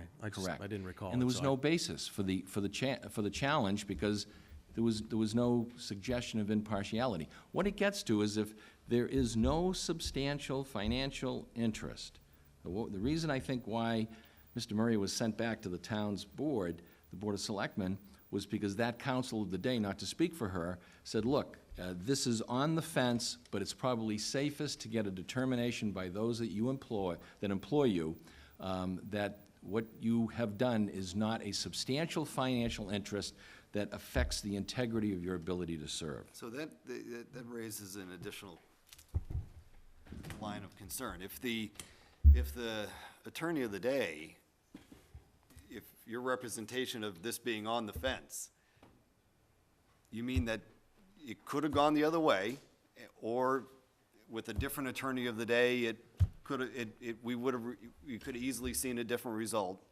I mean, are we that close to this thing where I can't speak to what that we conversation- have to be yeah. incredibly careful then about what we're Well, doing? no, I think, maybe I don't know what on the fence meant. I would have believed on the fence meant that you may not have to file this disclosure, but to be safe, you should file it. I'm on the fence, maybe you don't have to do it, but in the context of what you've told me, the safe course of conduct would be to file it. And I don't know the answer to that, really, I mean, because I didn't have the conversation with counsel. Just to confirm, on the fence meant to either file the Section 19 disclosure, which means you would provide your vote, or the 23B, which would be, I would just provide the disclosure and I would sit on the matter. So she felt that, you know, that I should bring it before you. She was on the fence as to which of the two disclosures. And if you're not seeing, and I told her, honestly, I've sat at your meetings, I've never seen a Section 19 disclosure go before you. So I assume everybody's signing 23B, which means they are declaring and making the decision themselves that they can serve impartially. And so she said, you know, you have the option to do that, or you have the option, that's the 23B, or you have the option for the Section 19. And even though I don't meet the requirements of Section 19, she felt that because of the litigious nature and of this, proponent, that I should just be careful and bring it to you so that you would decide, rather than me deciding for myself, which... I have one more quick administrative question. Did you have any, since the idea that council, not you, Mr. Cipriano, but counsel for the proponent sort of prompted all of this, did you have any assistance in terms of formulating your response or completing this disclosure, in terms of the contents of it? No. No? No. So this was after my discussion with the attorney of the day. I told her the reasons that I felt that I could apply the law fairly, is that I didn't have any concerns about, but based on the steps that the town was taking to mitigate any potential traffic, et cetera, and that in one way or another, safety would be, maintained on my road because of the intense interest in this matter, that I felt that I could serve. So what if that can't be guaranteed? Because we just said the makeup of the board is gonna change one way or the other, and you could have the board that voted 5-0 to ensure that all steps were taken to mitigate those issues. You can have 3 out of those 5 in less than a year changed. So how can you say that? I mean, you're telling us now that you're comfortable then that because of the way that this board acted when Mr. Rooney was on with us, 5-0, that can change. And with that, if that change also means that the issue with Flag Road changes, doesn't that change your? No, I had 4, I think, different reasons that I cited for why I felt, the vote of the town, even though it was a non-binding petition, that I have the citizens on my road that will bring this back to a future board. I have the DEIR that describes traffic calming measures that could be put into place, that's been discussed by a special group on Flag Road. So there's a lot of different people who are thinking about it, obviously. As I said... So it's more of a comfort thing than a factual. I mean, I think we're all in the similar vein with you, but things can change next year with a different board. So that's my concern. That you have none of that, though. I have none of that. For me, in fact, before I called the attorney of the day, I was surprised that she'd picked that out. Of all the things that I mentioned from the letter that I received, having been involved, and as Mr. Semino said, this is one of the reasons that I decided to get involved, is because I care about this town. And so I've read her... That's why we all voted for you. Well, and I read, the different things having to do with myself and my husband, and she quickly ruled out all of those and said, really, the only one would be whether or not you have a financial interest, and I don't meet the criteria because I'm not in a butter to a butter. It doesn't impact only my property. It impacts hundreds of families. So you could actually, Et cetera. you could rescind this filing, could you not? I mean, you filed it, but if you didn't, if it was on the fence as to whether or not you I even could had put in a to. 23B and I wouldn't be standing here today? So, Yeah. counsel, Yes. Yeah. So, why, I think, Well, having received the advice from the Yeah. attorney the other day to file this form, though. well, think on the fence is what it sounds like, but. I have a motion to make, Mr. Chairman. Mr. Semino. I actually have two motions to make. My first motion is that we endorse the disclosure in accordance with the determination on the last page that the financial interest is not so substantial as to be deemed likely to affect the integrity of the services which the municipality may expect from Ms. DeMaria. I'll second that. Any other discussion? All those in favor of that motion? Do Aye. you want to hear the second one? Yeah, well, but the second one will have some mitigation over the first, but But I've heard from Ms. DeMurray that she has, regardless of whether or not Flag Road ever closes, she has indicated to us that she has zero financial interest in either the remaining, Flag Road remaining open with no additional traffic, closing, or remaining open with upwards of 3,000 cars additional traffic. You've indicated to us that you have no financial, that will have no financial impact on you at all. Okay. So, so So- I can, do you want to vote or you want to make the second why don't we motion? vote on I that can vote on this first? one. All those in favor? Aye. Aye. All right, my other motion is that we communicate with the chair of the ZBA, that we would require, to the extent we can, we would request that he watch the video of this meeting and consider carefully whether the entire process would benefit from Mr. Walker's appointment versus Ms. DeMuria's, and to publicly explain his reasons why he decides that question the way he does. That would be my motion. Okay, I'll second there for a second? discussion. Go ahead. Discussion. So, and maybe this is for council again, would that have any, what could he do? What do you mean? Because, He could appoint Walker. could he? But that's You have the power then to That's an appoint. extraordinary, respectfully, that's an extraordinary imposition on the chairman. You've just voted the decision under 268A 19 that It's an extraordinary circumstance, what the counsel. disclosure is you're signing off on that, which allows her to serve. I guess the interpretation would be that you're leaving the last decision administratively to the chairman. It was his decision initially which of his alternates to bring forward. It absolutely was. And there are a lot of moving parts swirling here other than just this 268A disclosure. Okay. So that's the basis for All my right, motion. then in fairness to him, if you're gonna sign off on that disclosure, make that known to him, and then he'll make the ultimate administrative decision. Yes. As he is the chairman, but he, in fairness to him, he needs to see that disclosure signed off on. Well, absolutely. I mean, that was my first motion, is that we would sign it, and my second one included his watching this video. So I'm sure he'll have the full picture by the time he has to make the decision he needs to I'll make. tell you honestly, I've seen him, I think he's a very competent Absolutely. chairman. Have the utmost confidence. He's fair, he really works a lot at it. He seeks advice only when he needs it. I think he'll be fair about that determination. I have no doubt. All right. Thank you. So it's been, So, motion was made, seconded. Any other discussion? All those in favor? Aye. Aye. So, Mr. Chairman, you'll have that conversation with the ZBA chair? I will. All right. Mr. Murray, just, and also, thank you, probably don't hear it enough. Thank you for, you stepped into a hornet's nest on this, and you've gone through the steps you needed to go through, even probably in an additional step that brought you here tonight that you probably didn't have to go through. You had to answer a bunch of questions from us that, you probably didn't want to, but in a lot of hypotheticals, none of it's easy.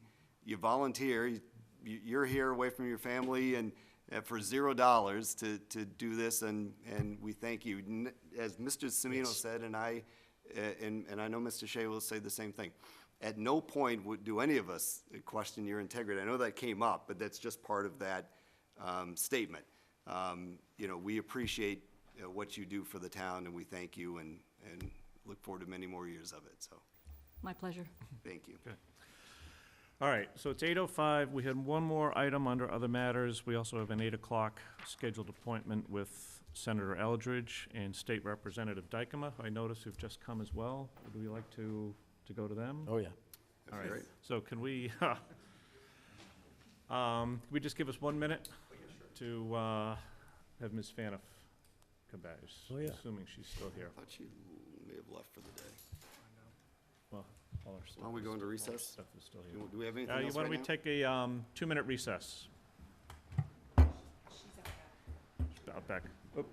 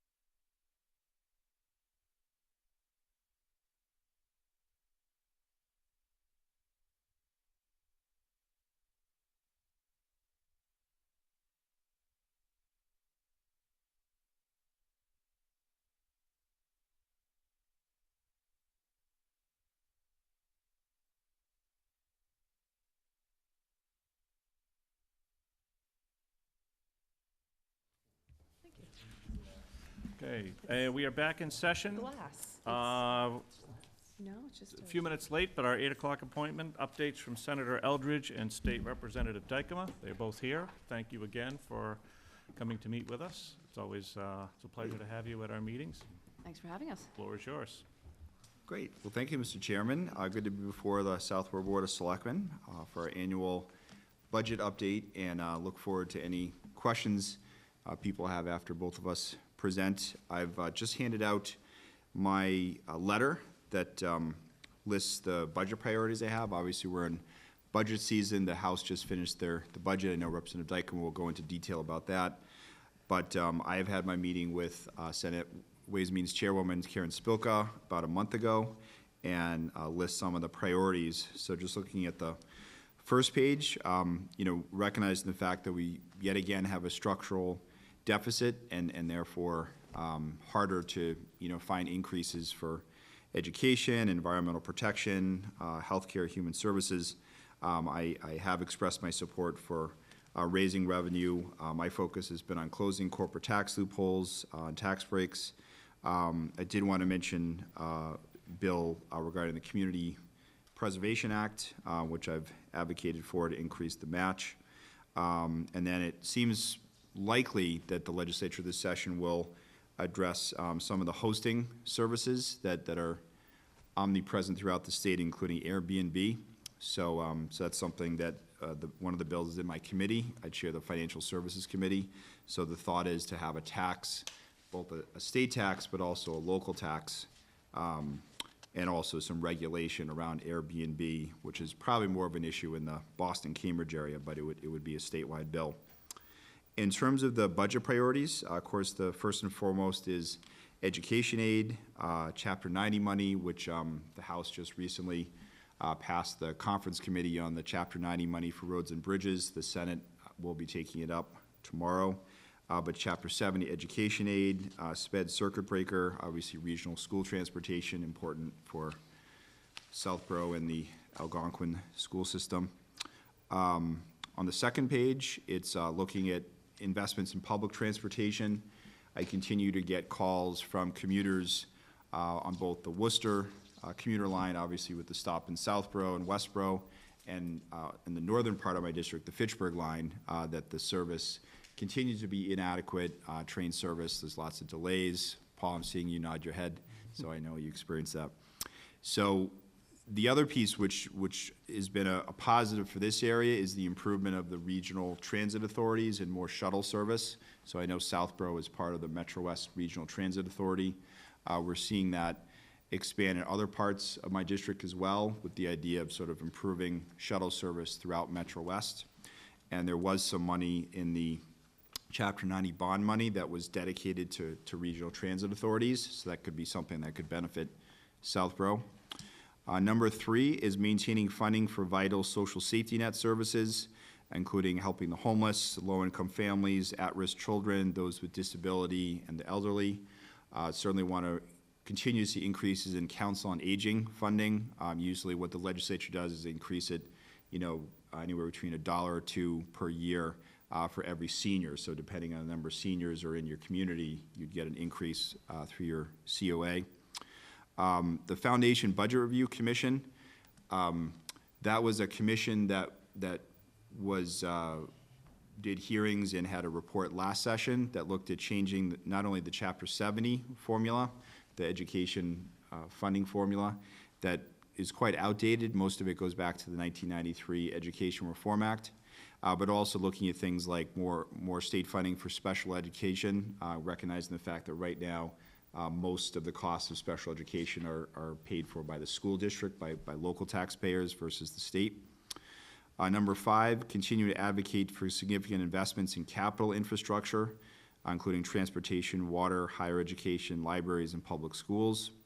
And the last item, number 6, which I really see as a legacy of the Senate district, going back to my roots, getting my start in government, working for then State Senator Bob Durand and then State Senator Pam Rezor, who I succeeded, is protecting the environment. There's a push called the Green Budget to get 1% of the state budget committed to the environment, everything from DEP to our state parks to the Department of Environmental Management. The FY17 budget, so last year's budget, got to 0.5%, so obviously we have more work to be done. So I'll be advocating for that 1%. And then water infrastructure, which I'm sure you know, Representative Dyker and I work very closely, chaired a Water Infrastructure Finance Commission, but we still need to see more money dedicated to towns and cities to maintain your water infrastructure. And I filed a couple of bills on that, as well as we filed a bill together regarding drought relief and trying to update the drought laws to make sure the state is more responsive so we can prevent the kind of drought that happened this past year and really affect a lot of farms and obviously limited people's water use. So those are the budget priorities, a couple bills in there too that I mentioned. And the Senate budget will come out in about 2 weeks. And then, just like the House, we'll have a debate. And then, of course, the House and Senate versions will come together for a conference committee. But thanks again for having me. And after Carolyn speaks, happy to answer your questions. Thank you, Mr. Chairman. It's wonderful to be here again. And as the Senator had mentioned, the House passed our budget last week. So I thought what I would do is just give a recap of the House budget sort of through the lens of the community of Southborough and what the community can expect as a result of that budget, knowing that it still has the Senate step to go through and then the governor, obviously. I would say, generally speaking, before I got reassigned to a new committee, I was on the Committee on Ways and Means, which I've been on for a number of years, and part of the role of that committee is to establish the budget projections on which we base the budgets and all of the underlying accounts for the coming year.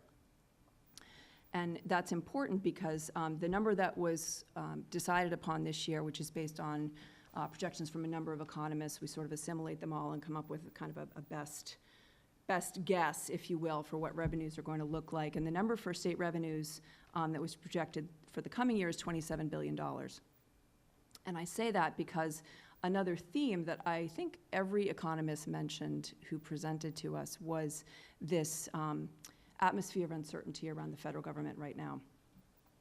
If you look at the numbers, so if our state revenues are projected at $27 billion for the coming year, the total budget is approximately $40.3 billion.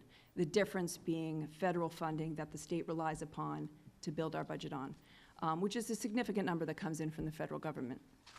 So if you look at some of the proposals that are before the federal delegation right now, there is some concern, especially around healthcare and what that means for Massachusetts, whether there are changes to Medicaid, whether that might result in changes to the funding that comes down that we in Massachusetts might have to then go backfill. So that creates a whole lot of uncertainty. There's nothing immediate that we need to respond to. But I would say as we went through the budget process, that was very much in the back of our mind in terms of how we planned and how we allocated funding. So with that as a backdrop, one thing that I always try to highlight is the impact of healthcare on the state budget. A lot of conversation about it, and the reason is because healthcare consumes approximately 40% of our state budget every year. And of the new revenues that we have to deal with this year, the revenue growth, 37% of that growth has already been consumed by healthcare costs. So it just gives you a sense of, what we're talking about every year is a very really shrinking amount of money that we have for discretionary income when you look at all of the other things that we have to pay for as a state. We always try to implement sort of best budgeting practices, and I'd like to highlight a few of those, one of which is minimizing the use of one-time revenue. And back when we had the financial recession, the state was relying quite a bit on one-time revenue to fill ongoing operational needs, which is not a best practice. In this budget, we decreased that number substantially, which is great news just structurally for us, as well as continuing to put money into our stabilization fund, which we had drawn down substantially again to meet the needs during the recession. So we're kind of on the right track there. In addition to closing an earned income tax credit loophole for out-of-state folks who were accessing that tax credit, what we felt inappropriately, so we closed that loophole in the state budget, which will result in an estimated $10 million in savings going forward. So that said, where did we end up with Southborough? So I'll just give you some of the highlights of some of the line items that I know you frequently ask about when I come here with the Senator. Chapter 70, school aid. There are two line items for Southborough, or two pots of money there, one for the non-regional schools and then one for the regional school district. On the non-regional side, there's a 1.3% increase for $2.9 million this year. And for the Algonquin district, it's $3.07 million for this year. The unrestricted general government aid, which again comes to you as a separate local aid funding source, is up 3.9% this year. I will say that, as I say every year, I think the local allocations and local aid are always a priority for, I would say, both the Senate and the House. Going forward, we try to maximize those education numbers and the local aid numbers. Circuit breaker for special education is another contributor to local aid significantly. That is level funded this year from last year. The Senator mentioned the Formula Council on Aging grants. The community of Southborough will get $41,000 from that this year. Veterans benefits, Chapter 115 veterans benefits. Southborough is clearly a very veteran-friendly and veteran-supportive community. $13,000 this year, which is up 6.9% estimate from last year, including a provision that provides an employer tax credit for employers who hire veterans, and that would be a $2,000 tax credit for the year one and year two that veterans are newly hired into those organizations. Public libraries is a 5.1% increase to $13,000 this year, and I am very pleased in recognition of the community's success in the public safety building initiative that was approved at town meeting, that I did secure a $100,000 earmark for the community of Southborough to assist with that effort, whether it be planning or actual construction of the facility, with the caveat being that it is only in the House budget at this point. We'll be working closely with the Senator's office to try and get it through the Senate budget and through the conference committee as well. But wanted you to know that we are both actively working on behalf of the community to support your priorities. The Senator mentioned the Chapter 90 funding, which the House funded as well, which is an annual bond appropriation to the reimbursement to the community, and that is estimated about $430,000 for Southborough for the coming year to do road and sidewalk transportation repair. Substance abuse, an $8 million increase, in addition to a $1 million increase for the additional purchase of Narcan. I know Mr. Purple is very familiar through MMA with the efforts around the opiate epidemic. Unfortunately, the story on that is not looking better than it was last year, and we continue to hear some really devastating impacts to communities of opiate abuse, so we're trying very hard to address that. Other items of interest to the community of Southborough. I'm very pleased the Senator and I serve as co-chairs of the Metro West Legislative Caucus, which is our legislative delegation representing this region. We address a lot of regional priorities for our area, most of which end up being transportation related. And in that note, I just want to remind folks the all-electronic tolling went in place, which is very convenient, but it is nonetheless a toll which continues to be assessed on our residents who commute on the Pike. What you may not know is the initial proposal, when they put those toll gates in, they're in different locations than the previous toll booths, and there had been a proposed toll change in the toll amount that went along with the changes in placement of those all-electronic tolls, which initially was proposed to be a very substantial increase for our Metro West commuters. And I just want to make you all and the public aware that our legislative delegation was very actively and aggressively opposing that. And we're happy to report that we worked closely with the Baker administration to ensure that all of those proposed increases were rolled back. And we are currently, with the new all-electronic tolling, in the same, virtually the same place for tolls as we had been prior to that. So certainly not a decrease in tolls, which is always nice, but at least to hold the line given the equity concerns was, we consider, a big victory for our region. I also want to note, I've been working with the Chief Morrow, who had expressed concerns along with Fire Chief Slayman from Hopkinton, the Westboro Fire Chief, and Grafton Fire Chief about access and challenges with access to the Mass Pike for emergency vehicles for emergency response, because the toll booths had been taken down, which allowed them additional access points and turnaround points, which are no longer available. So continuing to work with all of those chiefs, the state police, and MassDOT to try and figure out a way to address some of those concerns creatively, I think, is what we're going to end up having to do. The 495-90 project is another success that we've had as a legislative caucus, working with the 495 partnership. Some of you may know that that was actually taken off the list of priority projects that were going to be funded by the state, despite the fact that it was overwhelmingly endorsed by a lot of the communities here, commuters as well as local businesses who were suffering from the traffic congestion on 495 and 90. We are pleased to report that that is back on the agenda due to a lot of advocacy from our region, and in fact it has now been funded and it's moving forward. So hopefully that will be good news as well when it gets implemented. Speaking to the commuter rail, I was on a commuter rail working group with the Lieutenant Governor, a number of other legislators, and commuter rail advocates. Anyone who rides the commuter rail may be familiar with David Perry, who is an Ashland resident who started a petition around train schedules and reliability. So anyway, this working group was established, and we went through a very excruciatingly detailed analysis of the train schedule through Southborough with a mind toward reliability, and how can we set up a reliable and convenient train schedule that people could know would show up when they said it was going to show up, which means adding additional buffer times between different trains. So anyway, we have a new schedule that's going to be coming out soon. Hopefully will result in more reliability, and we'll be looking for feedback from riders as to whether that is in fact the case. And that is, unless there are questions, that is my summary for the evening. Happy to respond to any others. Very good, very thorough, thank you. You know, I was going to be wise and comment in bullet 5 on page 2 of the Senator's letter that where it lists investment for infrastructure, transportation, water, higher education, that must have been a typo not to include public safety facilities, but then you covered that very nicely, so it was good to hear that has been added.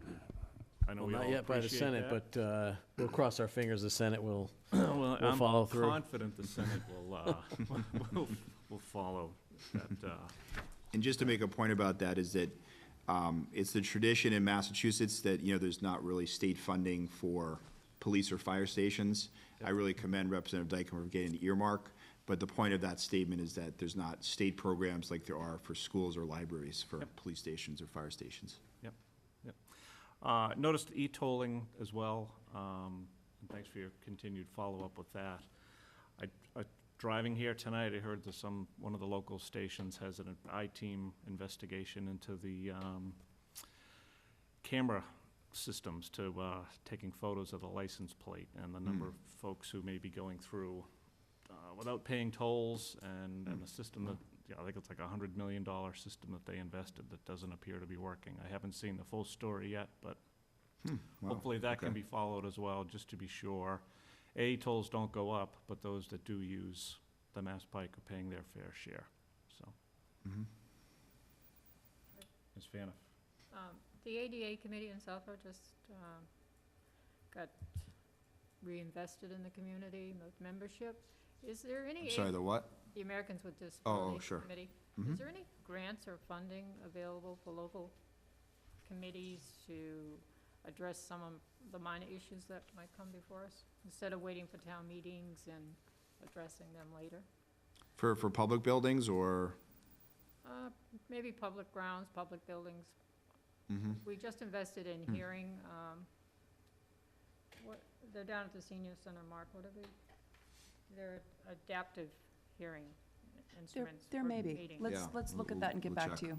That would be Bonnie. helpful, and also grants for local housing authorities to purchase small homes to address families.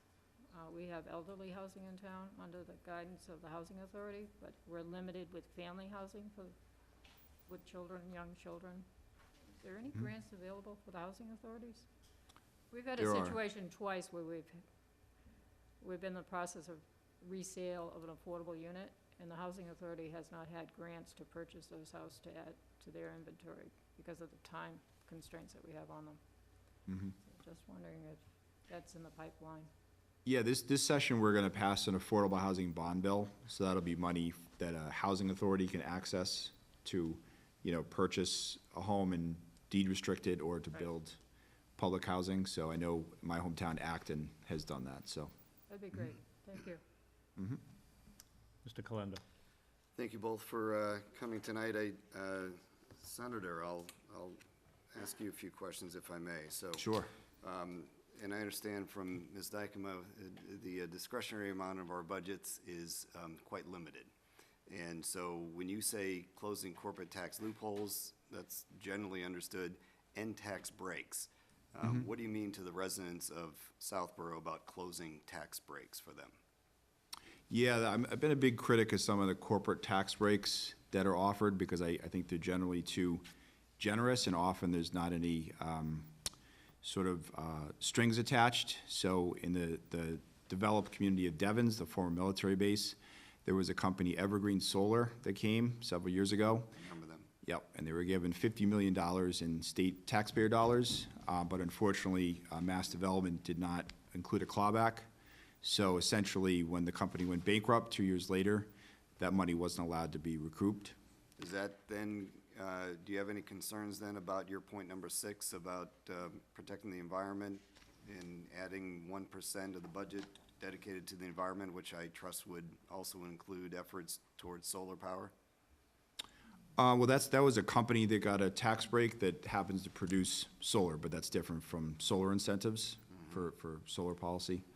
So, How do we, okay, so if we're gonna close corporate tax loopholes, which is oftentimes a good thing, tax breaks for corporations, which then oftentimes result in increases in their prices to the consumer, which would be the consumers of Southborough. If we're gonna support, and I'm not sure what reasonable proposals to raise revenues on, I understand Airbnb, water use, what do you mean by raise revenues from water bottles? Are you talking about taxing? bottle bill? Taxing people who get bottled water, like soda? Yeah, expand the bottle bill. We tried to, it was a referendum a couple of years ago. It was rejected. But it's been filed again in the legislature to expand the 5 cents to bottled water and to juices. So I'm a co-sponsor of that bill. So juices, sodas, things like that? I mean, we're not going to what the former mayor of New York did with the soda bottle tax and the. Well, soda already has a 5 I cents know, deposit. but you understand what happened in New York, or what he was at least tried to do in New York City. Oh, the sugar tax? Yeah. Okay. You're not talking about that, are you? That is, You are.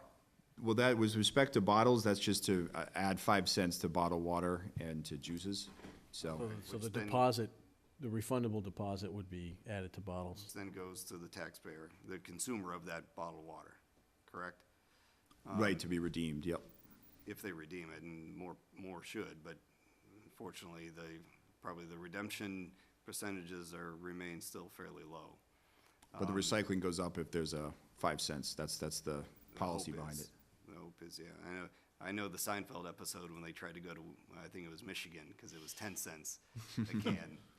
And, anyway.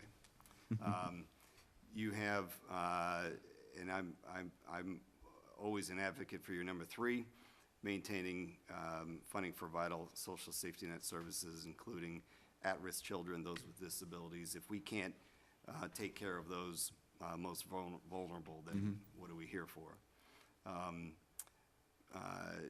When you advocate for significant investments in capital infrastructure, you're working with the current Trump administration on similar initiatives?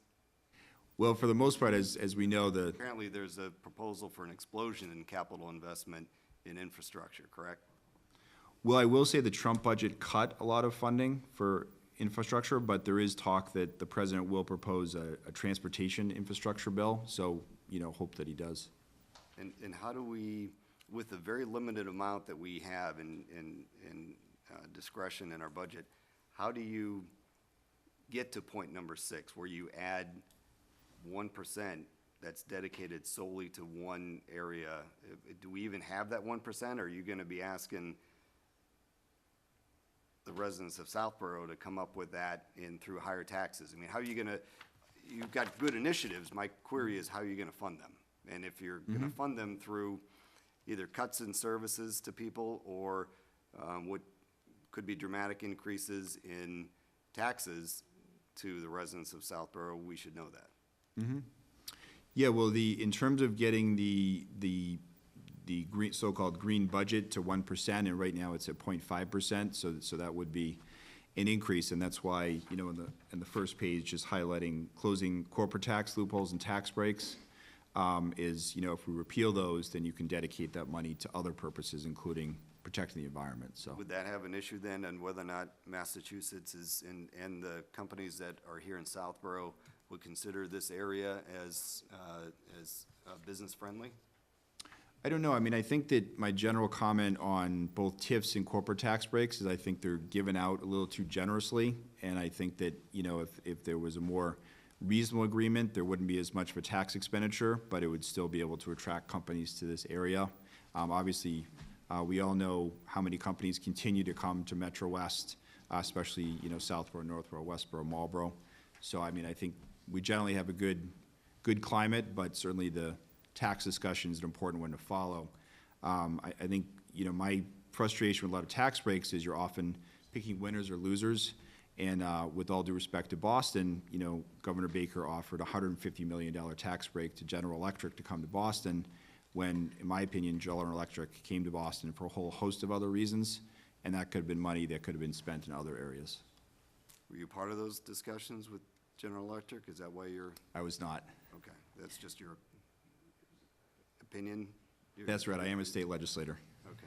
If I could just add one thing about your question about the supportive of local businesses, the 1% toward the economy. The one thing I think it's worth noting is that, especially for DEP, if you are a company and you are looking to expand your development, if you're looking to build, you require permits from DEP. And the reality is a lot of the funding that's been cut from DEP over the years is staff cuts. Their staff workforce has been decreased by, I think it's about half. And when you start having that few people and having some of the senior folks that review these permits and approve these permits, it can significantly delay the permitting process for companies looking to or who need those permits. So I think it does have a nexus to economic development in that way.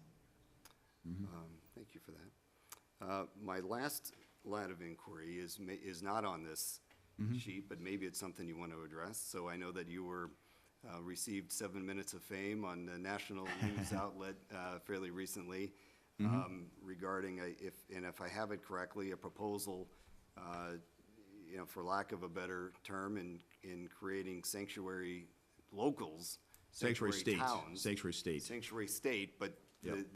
whether or not, the creation of sanctuary towns is, because we're all part of the state, is that something that you are both advocating throughout this region, is to try to work through local police departments and fire departments? I will share with you up front, I'm an advocate for the rule of law in our town, and not picking and choosing which laws we choose to follow. And this could be a subject for another time, but since you were on national news recently, I didn't know if you wanted to address that. We could have some discussion back and forth, but Sure, that was sure. of particular interest that probably many residents in Southborough saw, and if you wanted to address that. Oh, sure, yeah. So I'm the Senate sponsor of the Safe Communities Act, and it's a statewide bill. So obviously towns and cities can make a decision whether to become a welcoming community or safe community, or some are calling them sanctuary city or town. So that's up to the town or city. But my bill is a statewide bill that basically is making the point that because President Trump has changed the standard for who is being arrested and detained for those who are undocumented, that. By change the standard, do you mean follow current law? Well, I guess, and, happy to have a disagreement about it, but I guess the point is that he did change the prioritization of who is a. That's different than changing the law. Well, I don't think I said change law, but he changed the policy. The So, previous administration. right, exactly, yep. So the policy now virtually means that anyone who's undocumented is a priority for being arrested and detained. So there is a lot of concern that's creating a lot of, fear for immigrant families, whether those who are undocumented, mixed status, or legal permanent residents. And that at the end of the day, local and state police shouldn't be enforcing immigration law. That should be left to the federal government. And if you have close collaboration between immigration officials and local and state police, it actually leads to a community being less safe, because people are then afraid to call the police if they see a crime in their neighborhood or community. Many police chiefs, I know we've reached out to the Southborough chief. I'm not sure if we've received a response, but many police chiefs. I don't think we have we? Did we get a response from the Southborough chief? You did. Directly from I the- can share it with you, but. Okay, I think I got one. Yeah, I will, we can, I don't want to take up the entire time. I know Mrs. Smith is going to go next, but there's lots of great discussion on, both sides of that story as. Oh, absolutely. Whether or not people think that's a great idea or an awful idea or somewhere in the middle. I just encourage you, if you're going to go to our police chief that you've worked through, our town administrator, speak with this board as we represent the entirety of the town, and instead of, just be mindful of, if you go right to the police chief, there's a whole board that is behind that individual as well that you may want to consider speaking with too. And I definitely will do that. I guess I will say is that some of the other towns or cities I represent, the police chiefs, have basically said that they, currently don't interact with ICE agents unless there's a judicial warrant. So in other words, they're largely sort of following the policy that is laid out in the bill that I filed. So. Could I just offer a couple of comments on that? I just want to acknowledge that I did reach out to the police chief directly back after the senator filed his bill prior to signing on, and I did end up signing on as a co-sponsor to the bill.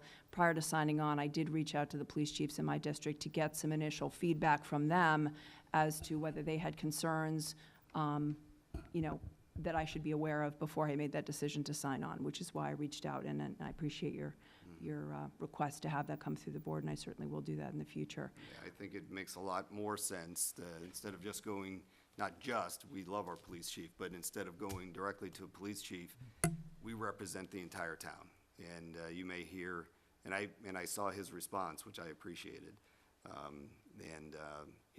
If the goal is to try to gain support.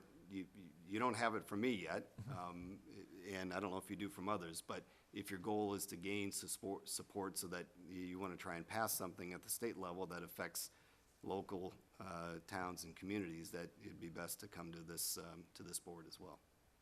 Sure, absolutely. Mr. Semino? Thank you. I'll just generally wrap here.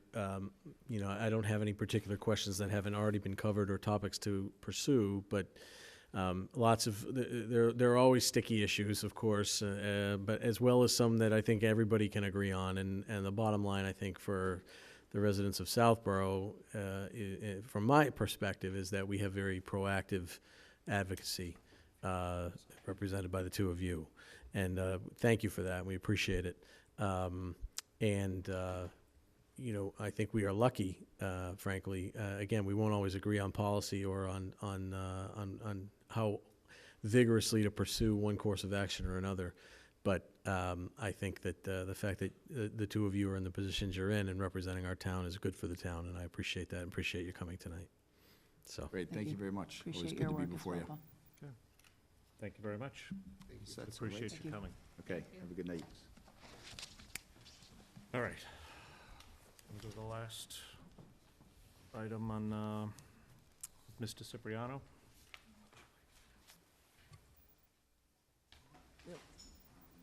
So the last item under other matters properly before the board, correspondence from John Rooney.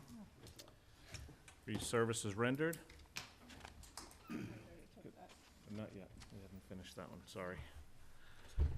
So, for the record, Ms. Faniff is recusing herself and is leaving the room. So this is a follow-up on discussion that we had at our last meeting prior to the start of the annual town meeting. We did not come to a resolution on it. It was continued to tonight. I don't know if there's additional information that you want to share, or if there are other questions that people have. Is there more to add than what we had? No, there's last time, our the April, case, triplet case, and then what else?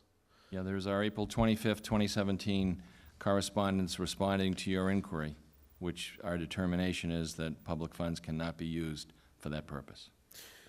So, Mr. Chairman, I have also, and I appreciate the advice of town council. I think the advice from the position that he comes from is sound.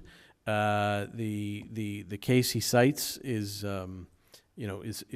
precedent as far as it goes, the triplet case, that leads to that conclusion. However, I have I've read that case myself, and one thing that stands out for me is that the facts of the case are substantially different from what we have here. So much so that I believe they led to the conclusion that was arrived at. So for folks who don't know, several years ago there was an official in another town who admitted to several ethics violations, but not to others, and requested reimbursement for his counsel fees with regard to defending the ones that he did not admit to. Through reasoning that I don't want to summarize, this meeting can only be so long, the SJC decided that the statute, the indemnification provision of the statute in question would not apply to ethics violations. However, I do believe that it was a result that was driven by the facts. Based on my reading of the case, I'm just one person, but on that basis, I would, frankly advocate that I think town council has done exactly what town council should do. I want to be very clear about that. Nevertheless, I'm going to suggest that we approve the request for reimbursement on its face. I would note, although this does not drive my decision, I found this out after the fact, that if we do approve it, Mr. Rooney has directed that the actual dollars be split between two town departments that could use the money. So it is not a matter of personal gain by him, although I would advocate as I am right now regardless. So that's what I have to say.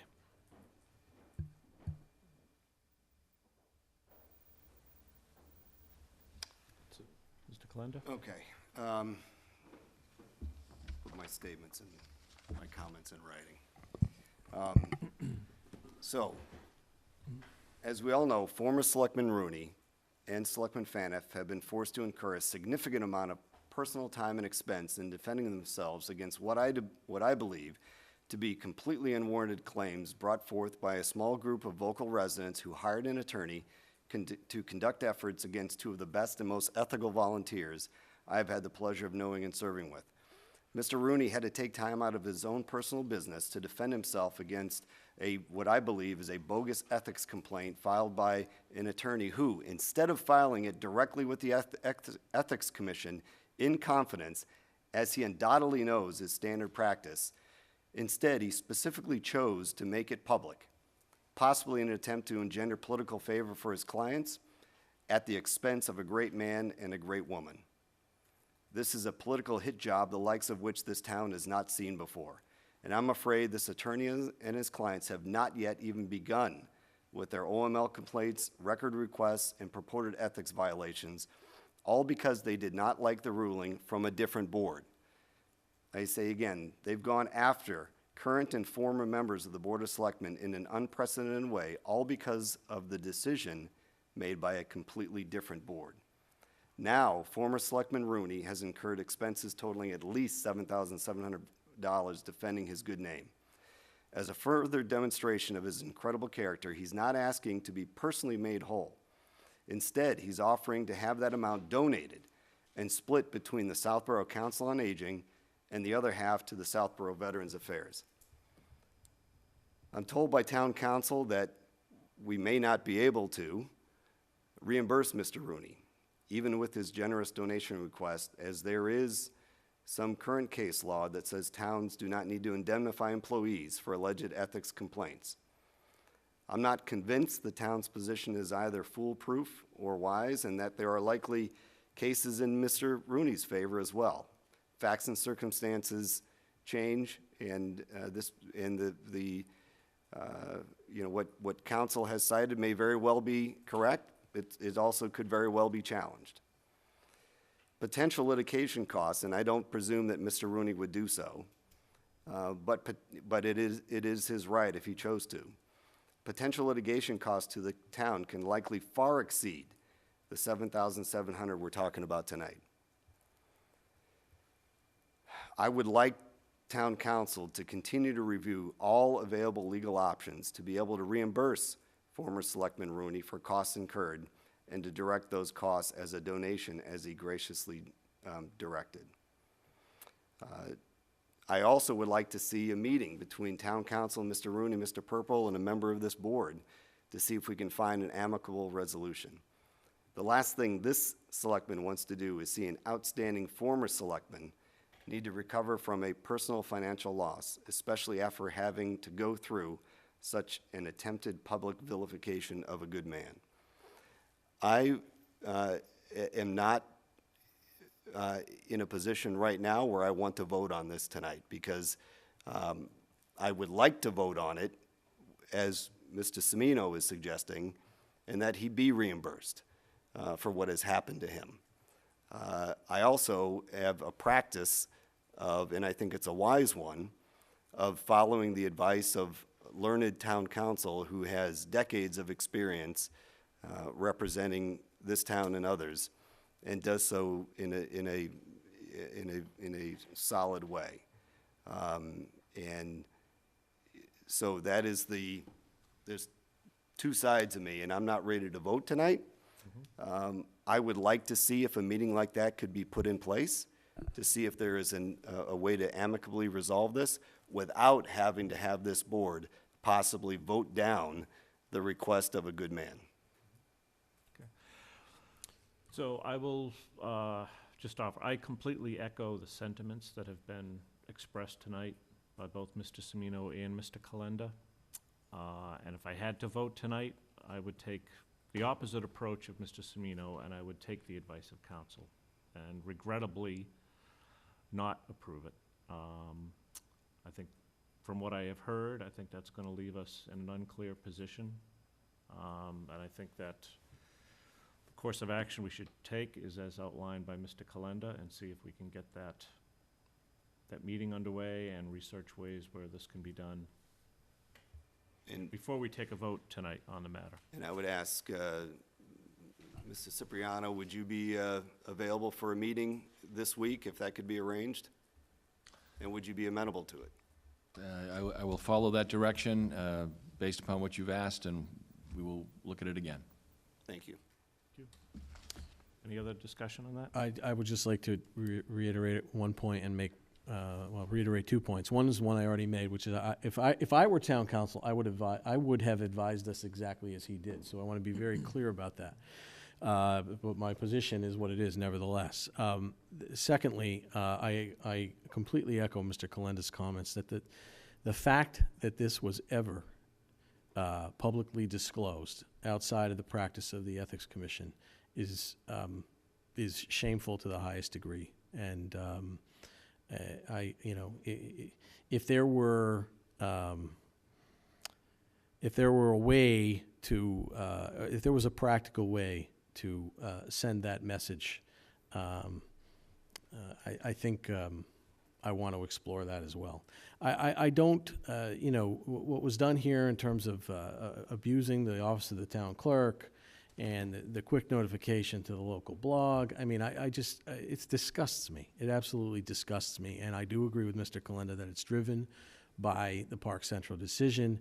And, the fact that Ms. Faniff is now out of the room and Mr. Rooney's no longer on this board is just a travesty. So for what it's worth, I reiterate all of that. If I could just make a quick comment. Please. And that is not only well noted by our office, but it was also well noted by the town clerk as early as about April 18th. Our opinion came out on April 25th. But the town clerk had an interest and a concern relative to the so-called public filing in his office when the Ethics Commission clearly would indicate we cannot confirm anything relative to filings with our office. So the initial concern was addressed by the town clerk to my office on April 18th, and then subsequently we rendered that opinion to you. Since that time, we have also inquired directly of the counsel who filed that, who has significant municipal law experience, according to his commentary, to advise us under what statute or rule and regulation of the Commonwealth he so filed with the town clerk. And the town clerk has also, and I'll let him speak for himself, has also taken remedial action in the future to ensure that this does not happen to the extent that it did. So I take it you have not received a response to that inquiry as to the basis for him making this filing public? Not as of today. Okay. When was the inquiry made? Last week. I don't, maybe Thursday, somewhere in the process of town meeting during that period of time. All right, thank you. Mr. Hagerty? May I speak to this matter? Yes. Last week, I received an unsigned letter with an ethics complaint, and the person that sent it had gone to the trouble to type the address and then tape it to the envelope. Now, somebody suggested that was done because they knew I'd been an FBI agent. Perhaps I could identify handwriting, but that was not a skill set that I was involved in. But what was troubling about this, the letter was addressed to the Ethics Commission, a copy to the clerk's office. What was troubling to me is less than 4 hours later, I received a telephone call from a resident asking to receive, and make a public records request, to ask to receive a copy of a ethics filing that had been made with the clerk's office. And I went, tilt. So somebody's filing something anonymously with us, and then they're making a public records request to get the document. And that's just plain wrong. That's wrong on 100 different levels. Agreed. So the issue that I have is that I want to make, and I told people this up front, that every record that we can that comes to the clerk's office should be available to the public. And I don't charge people anything but public records requests. I've had some that have taken 10 hours, but that's the business you pay, that's the price you pay for being open and fair. But there are a lot of issues that come to play in here that require assessment. What do you do when somebody hands you something at the counter and you can say it doesn't belong here? They walk away. What do you do when something is sent in by FedEx and there's a receipt? What do you do when something is sent in by email? How can you redact that when the Secretary of State says all emails are public records? So I've had significant discussion with the Secretary of State's office, both the public records attorney of the day and as well as the folks that actually set the policy. And it comes down to, some of this comes down to what constitutes a transitory document, a transitory record. Right now we're splitting hairs that have been split before we can come up with a legal notice that will be published to assign how this will be addressed. But it's not okay for somebody to try to launder a slur through our office, and that's what it is. And I think the public sometimes, when things come to the clerk's office, and they see a document that has a date timestamp, you know, the official thing from the town clerk, I think sometimes people give that, assign a value to that isn't, there's more than what it is. Just the saying that, all that says is that the document was received at a particular date and time. Is not, there's a minimum threshold made to receive it, or that it's not like in the criminal world that I used to work in, well, when I used to deal with criminals, let's rephrase that. But probable cause, minimal, all the things went into it. Just it's the fact that it has a stamp on it, I think people assign a value to it, that it must have some legal standing. And all it is recording that is received at 5 p.m. versus 4 p.m. So we're going to work around this, and we're going to walk the fine line to continue to be open and direct with the public, but not to allow somebody to launder an anonymous letter and the slurs through us.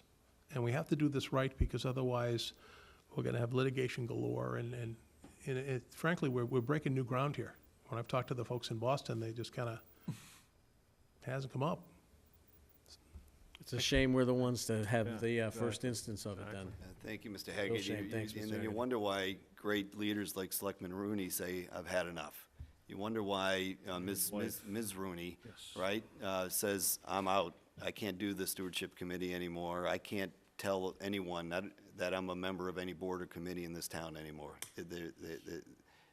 It's wrong. Thank you, Mr. Haggerty. Thank you. All right, back to reports, chairman's report. First, Jim, while you're here, at our last meeting, we had decided on November 7th as the date for the special election. Right. And I had indicated that I had met with Mr. Hegarty to review the dates. He still needed to confirm the calendar with the Secretary of State's office. He has done so and has put together this handout. It has 3 optional dates for the special town election. The preference from the board was to have it on a Tuesday. Yes. To maintain elections on a Tuesday in town. The first page is the option that would allow the election to be moved back from November 7th, as we had discussed at the last meeting, to October 24th. And the key date that requires is turning in nomination papers, submitting those papers to the clerk's office on Tuesday after Labor Day. We had originally discussed last week about giving folks the opportunity to have that day, the Tuesday after Labor Day, as the last day to obtain papers and return them on Thursday, the 7th. If that option, if we stick to that option, really the first available Tuesday, not including Halloween, would remain November 7th. If we do want to move it back to October 24th, it would require, again, papers would be available anytime on or before even August 1st, but they would need to be submitted by Tuesday, September 5th, the day after Labor Day. So I guess it's just, reaffirming our decision on November 7th or making a decision to move to October 24th. So, I Mr. reaffirm mine that November 7th seems to make the most sense to me. Mr. Semino? Yeah, I agree. I do have a question, though, about the calendar generally. It looks like on all 3 drafts, the deadline to request an absentee ballot is 1 day before the election itself. Is that even possible? Or is that just a typo? No, that's actually correct. by state statute, one can request an absentee ballot up until noon the day before the election. Now, what that means as a practical matter is anybody could come into the townhouse and request a ballot and vote it in person, if they're going to be out of town or whatever. So we actually have people that come into the townhouse, came in today and requested an absentee ballot. They fill out the form, but instead of mailing it to them, we actually give them the envelope and they vote in person. So somebody can request a ballot. That's actually, I'm glad you brought that up, because if I could just segue to the situation right now for the election next Tuesday, yes, people could come in until Monday at noon to request an absentee ballot, but especially for those people that are requesting them for a college-age student, you got to come in tomorrow, because it just takes a while for this thing to get mailed back and forth, and it's really a shame to see ballots from kids in college that come back after the fact. So, but, Okay. yeah, that is the case. So I'll reaffirm my preference for November 7th. Any other thoughts? There's no holiday in the first week of September, other than Labor Day, to the 15th, right? There's no other holiday Not to my knowledge. prior to the 15th of Would you like to- September, other than Labor Day. Would you like to Correct. propose one? Correct. Okay, as long as we don't have Rooney multiple Day. holidays. Yeah. All right. All right. Okay, so November 7th Okay. is Do we need to- affirmed as the date for the special Do election. Do we need to vote vote? Did we that, or- vote last I time? think we voted it the last time, so, Okay, yep, so that is Okay. reaffirmed, so let it. thank you, Mr. Here, Hagerty. and again, there were not quite as many people attending our last meeting, and we didn't have the television audience, so for the benefit of those watching at home and that are here tonight, the special election to fill the vacant seat of Mr. Rooney's selectman seat will be Tuesday, November 7th, 2017. Continuing with Chairman's report, so tonight marks the final time that this board, as currently constituted, will meet. And as I close out my second year on the board, and as we close out our time together as a board, I think we should all be very proud of what we have accomplished together. 2 years ago, we set goals for our board, and the consensus number 1 and number 2 priorities. Those priority goals were Main Street and the public safety facility, and while we still have a long way to go to implement those projects are well on their way and received overwhelming support, certainly with the help of a highly talented group of citizen volunteers on a number of committees that we put together, but those initiatives were passed overwhelmingly at special town meetings that saw near record-setting attendance. We have not agreed on every item that has come before us, but it's been rewarding to me personally to see how we've banded together on the key priority issues that face this town. So we'll be a new board on May 10th with at least one new face, but I want to let you know how honored that I am to have served with each of you, and with Mr. Rooney as well. You were all welcoming to me as I joined the board 2 years ago, and I thank you both. Thank you all. So, Mr. Kalender, if you're successful in your re-election bid, I look forward to serving with you for one more year. If others are elected, I want to personally thank you for your service to the community and your time as a selectman. Thank you, Mr. Chairman. Mr. Semino, I congratulate you on your years of service on this board, and thank you for that. Thank you. And your commitment to the town over the years and the number of other boards and committees that you've served, and wish you well in your role as the next town town moderator. Town moderator. Still time, Mark. Yeah. Assuming Mr. Challen doesn't mount a write-in campaign. You never know. We'll wait till after the. I'd just remind everyone that the library will be hosting Candidates Night this Thursday. Thanks to the library trustees and the staff for hosting this event once again. I encourage all in town to attend, and if you're unable to attend, to take the time to watch the video replay of the event. Many of our citizens commit to serving our town in elected roles, sacrificing time away from their families, undertaking campaigns at a significant personal expense. We owe these individuals our attention to the election, and I encourage all in town to commit to learning about the candidates and voting on May 9th. So that's what I have. Mr. Purple? I don't have anything this evening. Well said, Brian. So, Thank you again, good luck to everybody. Public comment, if there is any. Seeing none, is there a motion to adjourn? I have something I want to say, Brian. Go ahead, Paul. So, I'll do this privately, but publicly, departing this board, I'm incredibly encouraged by all we've done, all I know that you guys will do going forward. I want to thank all of the department heads, Ms. Esposito, Ms. Hom, our chiefs, our DPW superintendent, everybody who makes my job as a selectman that much more tolerable, more easy to do. I certainly want to thank Vanessa Hale and Mark Purple. We have a terrific town administration team there. Couldn't ask for more than they've done, and appreciate to the nth degree how much time and effort they put in to making sure things go as smoothly as they go. And certainly want to thank my colleagues, Mr. Kalenda, Ms. Faniff, Mr. Shea, Mr. Rooney, for years of collegial leadership. I learned a lot from all of you. Appreciate that. I look forward to hopefully interacting with all of you in a different capacity. We'll see how things go, but we have a great town.